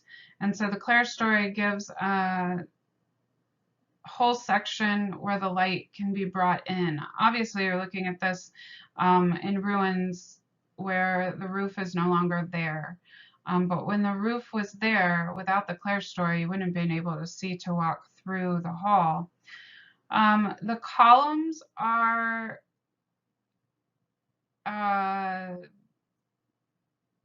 adorned from top to bottom with images of hieroglyphs and narrative images that tell stories about the reign of Amun-Ra. The top are lotus flowers. The capitals look like lotus flowers. And in antiquity, these would have been painted very bright, beautiful colors.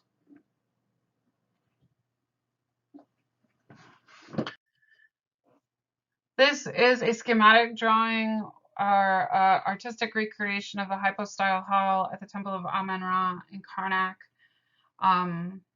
You see how the color would have been painted on each of the columns. You can also see the clerestory here in the right-hand side. It's this great, the grated looking window area that allows light to come in. This is the footprint of the Great Hall at Karnak. The Great Hall at Karnak is one of the most prominent features in the complex at Karnak. The hall is 340 feet wide and 170 feet long, and it had 134 columns. Artists covered nearly every inch of the columns, walls, and crossbeams with painted pictorial reliefs and inscriptions. Here you can see an artistic rendering of what the Temple of Amun-Ra would have looked like in its heyday. The front of it was one of the original pylon temples with the flat facade and relief carvings that would have been painted in antiquity. The king that built at Karnak was Amun-Ra. He was the father of Akhenaten, who we will look at here in a moment. At some point, his name was Amentuhotep, and he decides that all of Egypt needed to be unified under the worship of one god. And he decides that the sun god, who has always been fairly important, the sun god's name is Ra, should be worshipped the most, should be the main deity. And so he sort of touts his own version of monotheism and claims that because Ra, the sun god, is the one that is the most important god, he was going to change his name from Amentuhotep to Amen-Ra, and demand that the people only worship the sun god.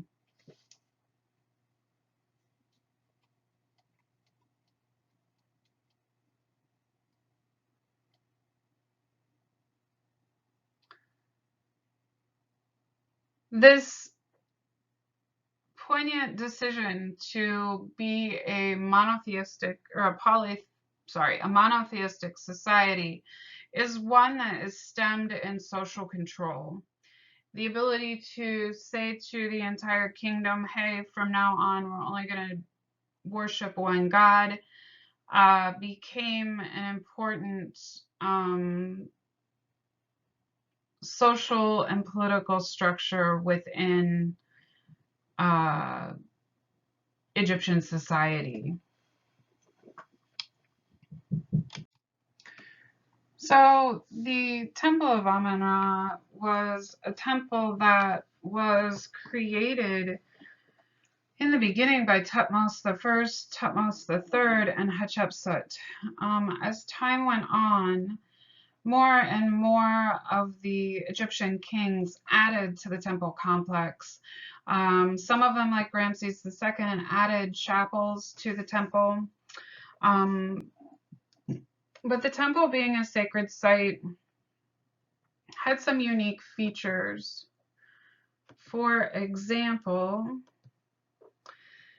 it was 247 acres, the entire complex was, and the walls that surrounded it were 39 feet high and 26 feet thick. It had an artificial sacred lake in it. You can see it back here and to the right with this bright blue pool water. That artificial sacred lake was a reference to their creation story. It was on an axial plan, and that's an important point to remember when you're talking about ancient Egyptian monuments. Everything in Egypt has a reason. And so the longitude and latitude lines that the monument is built on are put there. Well, the monument is put there along those longitude and latitude lines for a very specific reason. The monument is situated in a way that deals with their faith and their religion.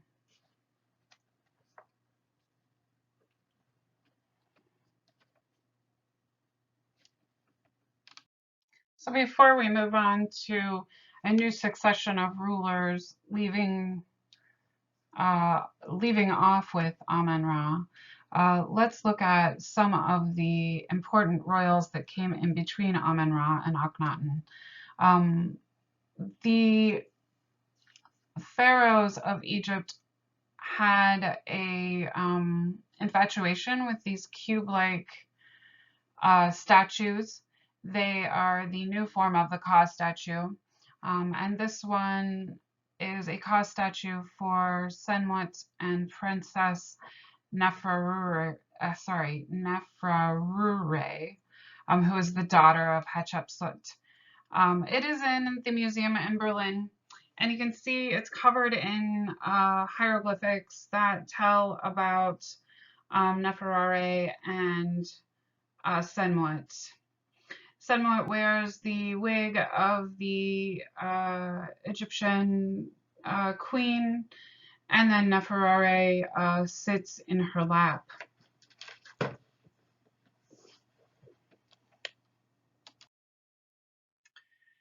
This is a scene from the tomb of Nebenum. He is hunting birds in the marshes, and the tomb is located in Thebes.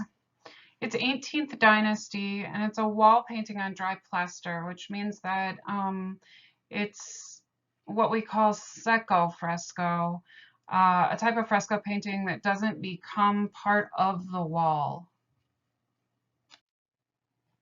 Nebenum was a scribe to the king, and you see him here pictured hunting birds in the marshes. Um,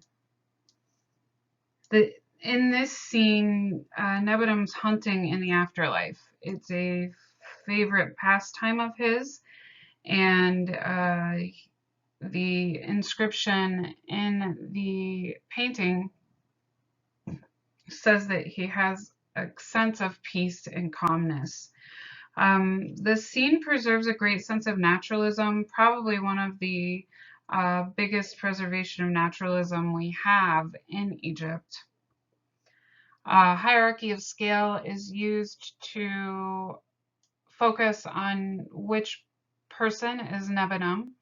And you can see that he stands on top of one of those longboard canoes and is fording down the river. Remember, I told you that water is very much an important element in Egyptian life, in the Egyptian world.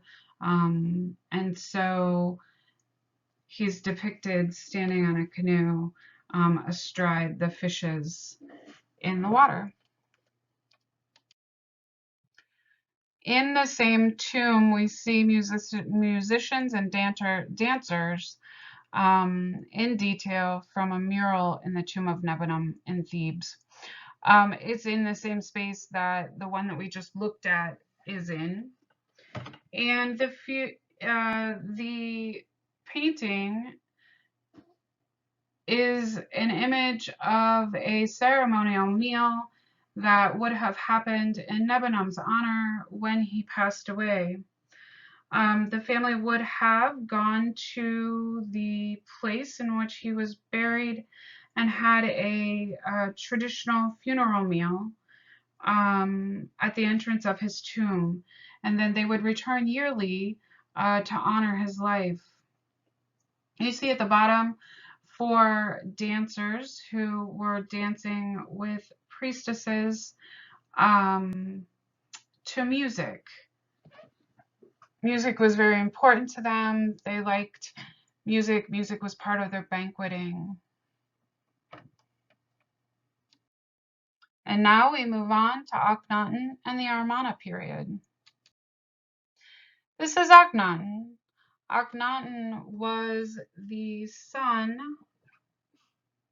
Akhenaten was the son of Amen-Ra, and he was King Tut's father. He was married to Nefertiti, and he worshipped the sun god as his father had put into place.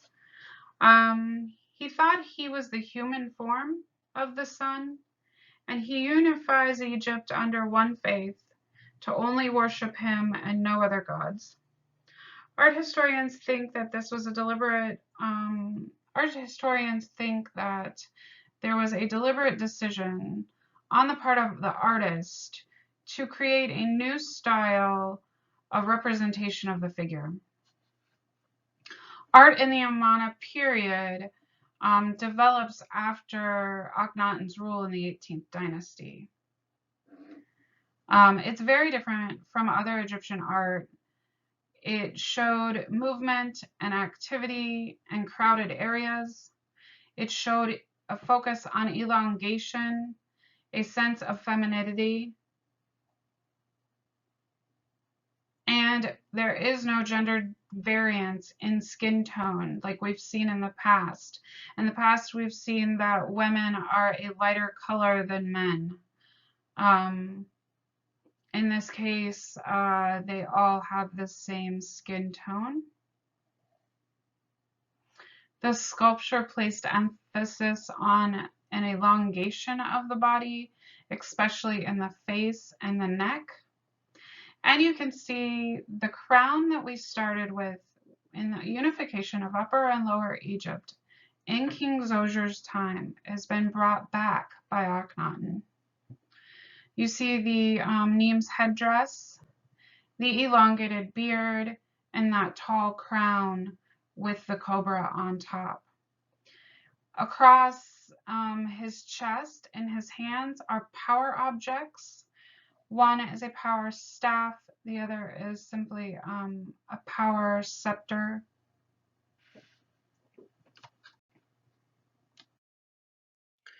This is a statue of Nefertiti, and I guess what I mean is a bust of Nefertiti. We see her neck and her head and a little bit of her shoulders. The statue was done by Thutmose, who is the second artist we have recorded in the history of art in terms of a name.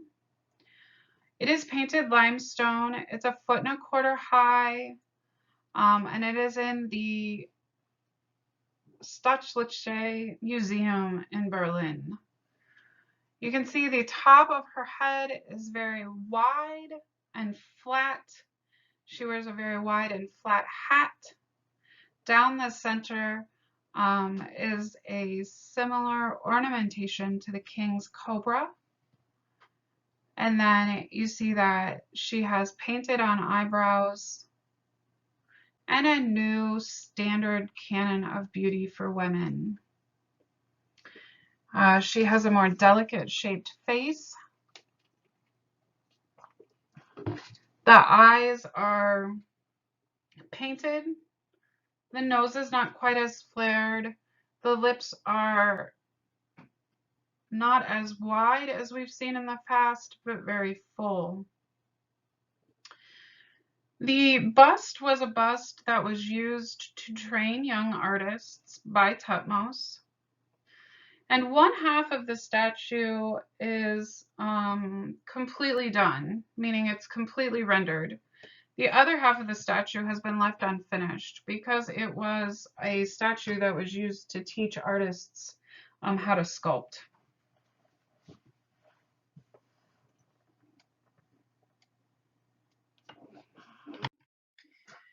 This is Queen T. She was Nefertiti's mom. The sculpture that you see here on the right is very small. It's only 3, almost 4 inches tall. The material that you see for her hair is not actually hair at all. It's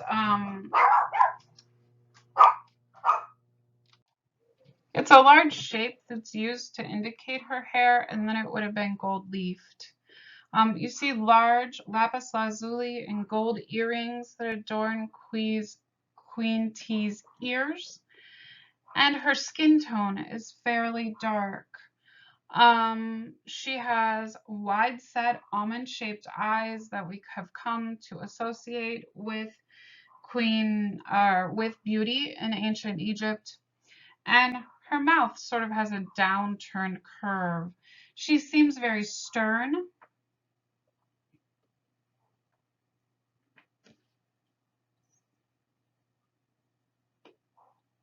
And her personality seems to emerge in this small miniature portrait of her.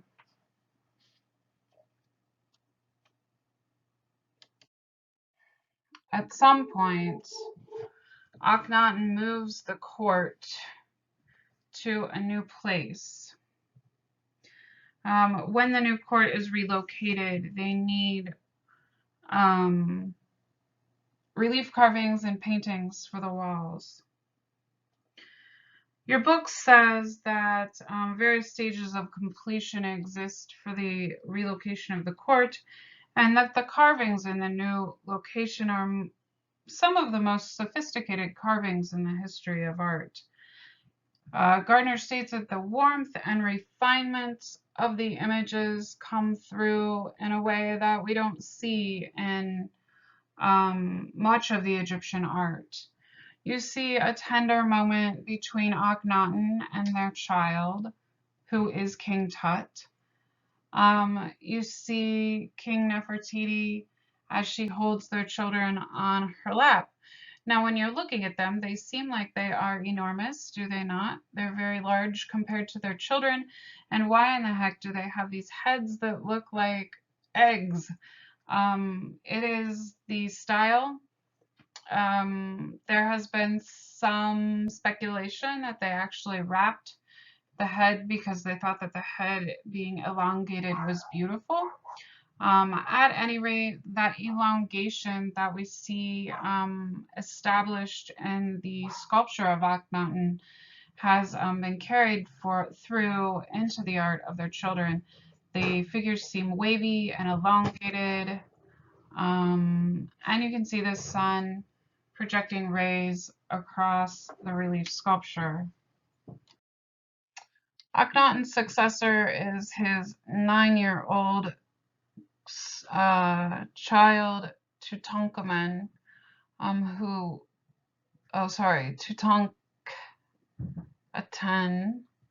who later changes his name to Tutankhamen, and who we lovingly refer to as King Tut. Even though he really only ruled for 9 years, he is Egypt's most famous king because he was found with a wealth of objects in his tomb, and because we were able to learn more about Egyptian life through his tomb. We know that Tutankhamun suffered birth defects, possibly from the inbreeding that happened within the Egyptian court. Akhenaten's religion and style of art really did not last, that sense of elongation and waviness. His son Tutankhamun rises in royal lineage. For a while, they doubted that he was truly the son of Akhenaten, but a recent DNA test has confirmed both his lineage and the fact that he had malaria. He had an infected leg that might have actually killed him.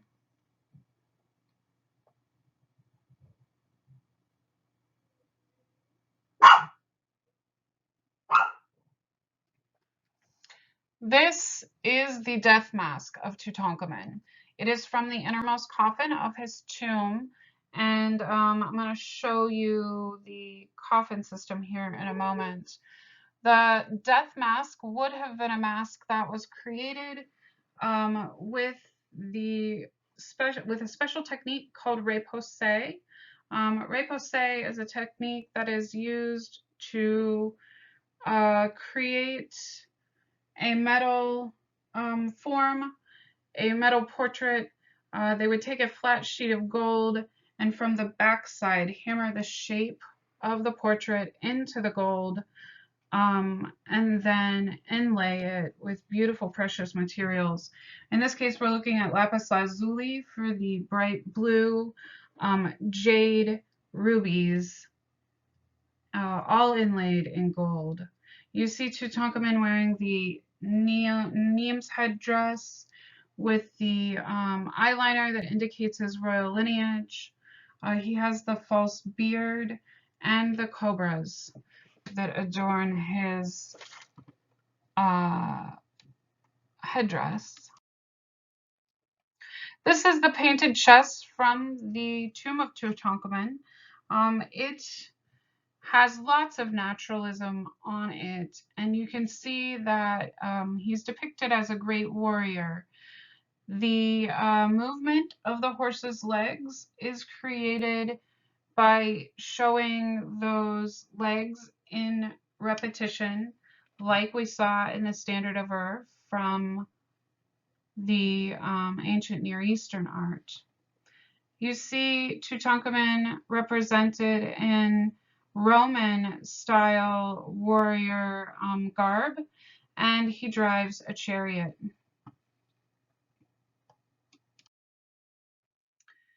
This is the coffin system of Tutankhamun.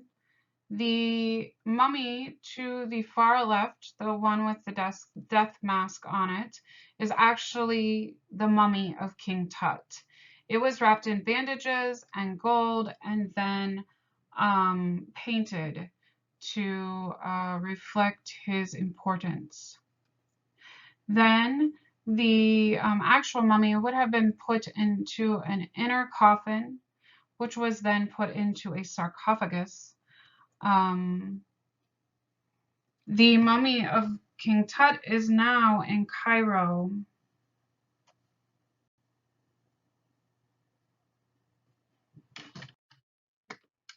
Here is the outer sarcophagus of Tutankhamun. You can see that it is laid in semi-precious jewels and metals.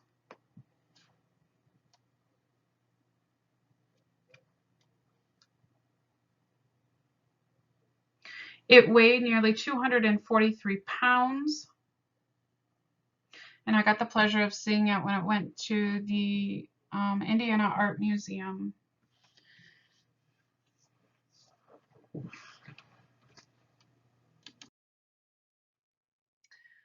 This is the Judgment of Hunefer before Osiris from the Egyptian Book of the Dead. Even though your book doesn't include it, I just always feel like there's no way that I can do a lecture on ancient Egypt without talking about the Egyptian Book of the Dead. The Egyptian Book of the Dead was a set of papyrus scrolls that taught Egyptian priests and priestesses how to live life and how to cast spells on the living and the deceased in order to help them move from one realm of the world to the other, so from the living realm into the realm of the afterlife. The guy on the far right with the green face is Osiris. He's the god that guards the underworld. You see a papyrus plant with 4 young ladies standing on it, and behind Osiris stands 2 priestesses. Then outside of Osiris's throne there, you see 2 Egyptian gods who escort this young man whose name is Hunefer. Hunefer is being escorted to Osiris. You see Horus there above the Egyptian hieroglyphs carrying a feather. And this saying goes that your soul has to be as light as a feather in order to pass from one life into the next. One of the gods holds the Egyptian Ankh, and another god is weighing Hunefer's soul on the balance of the scales.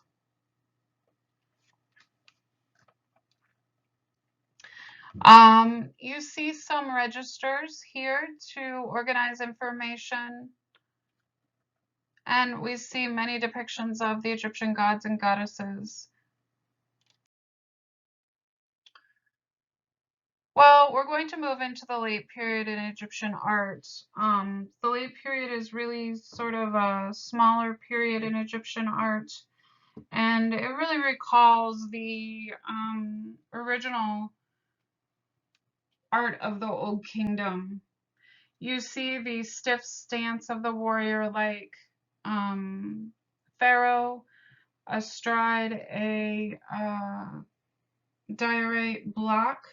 He stands with his arms down at his side, very straight and erect, with great muscle definition to align him with warriorship.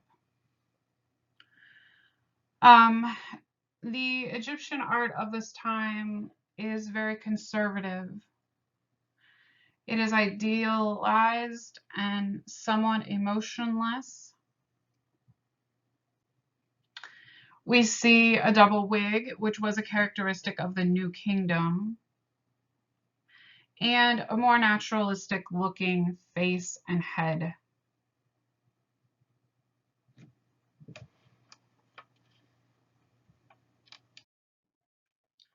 This is a small sphinx from the Sudan.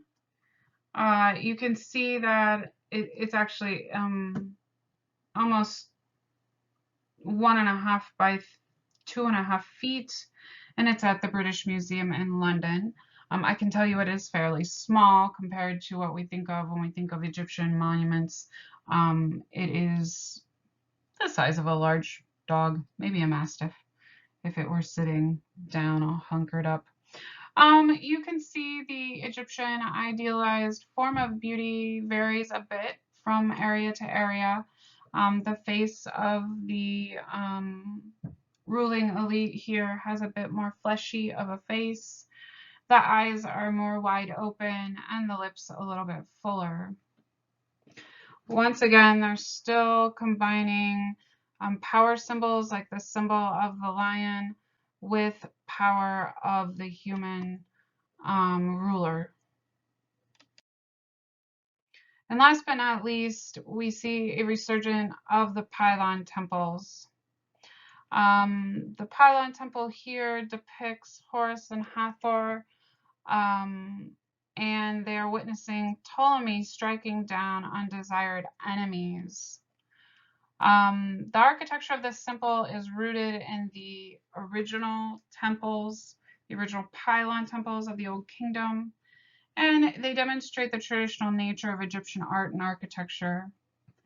This type of temple is simple with a massive gateway or pylon with sloping walls known as a pylon temple.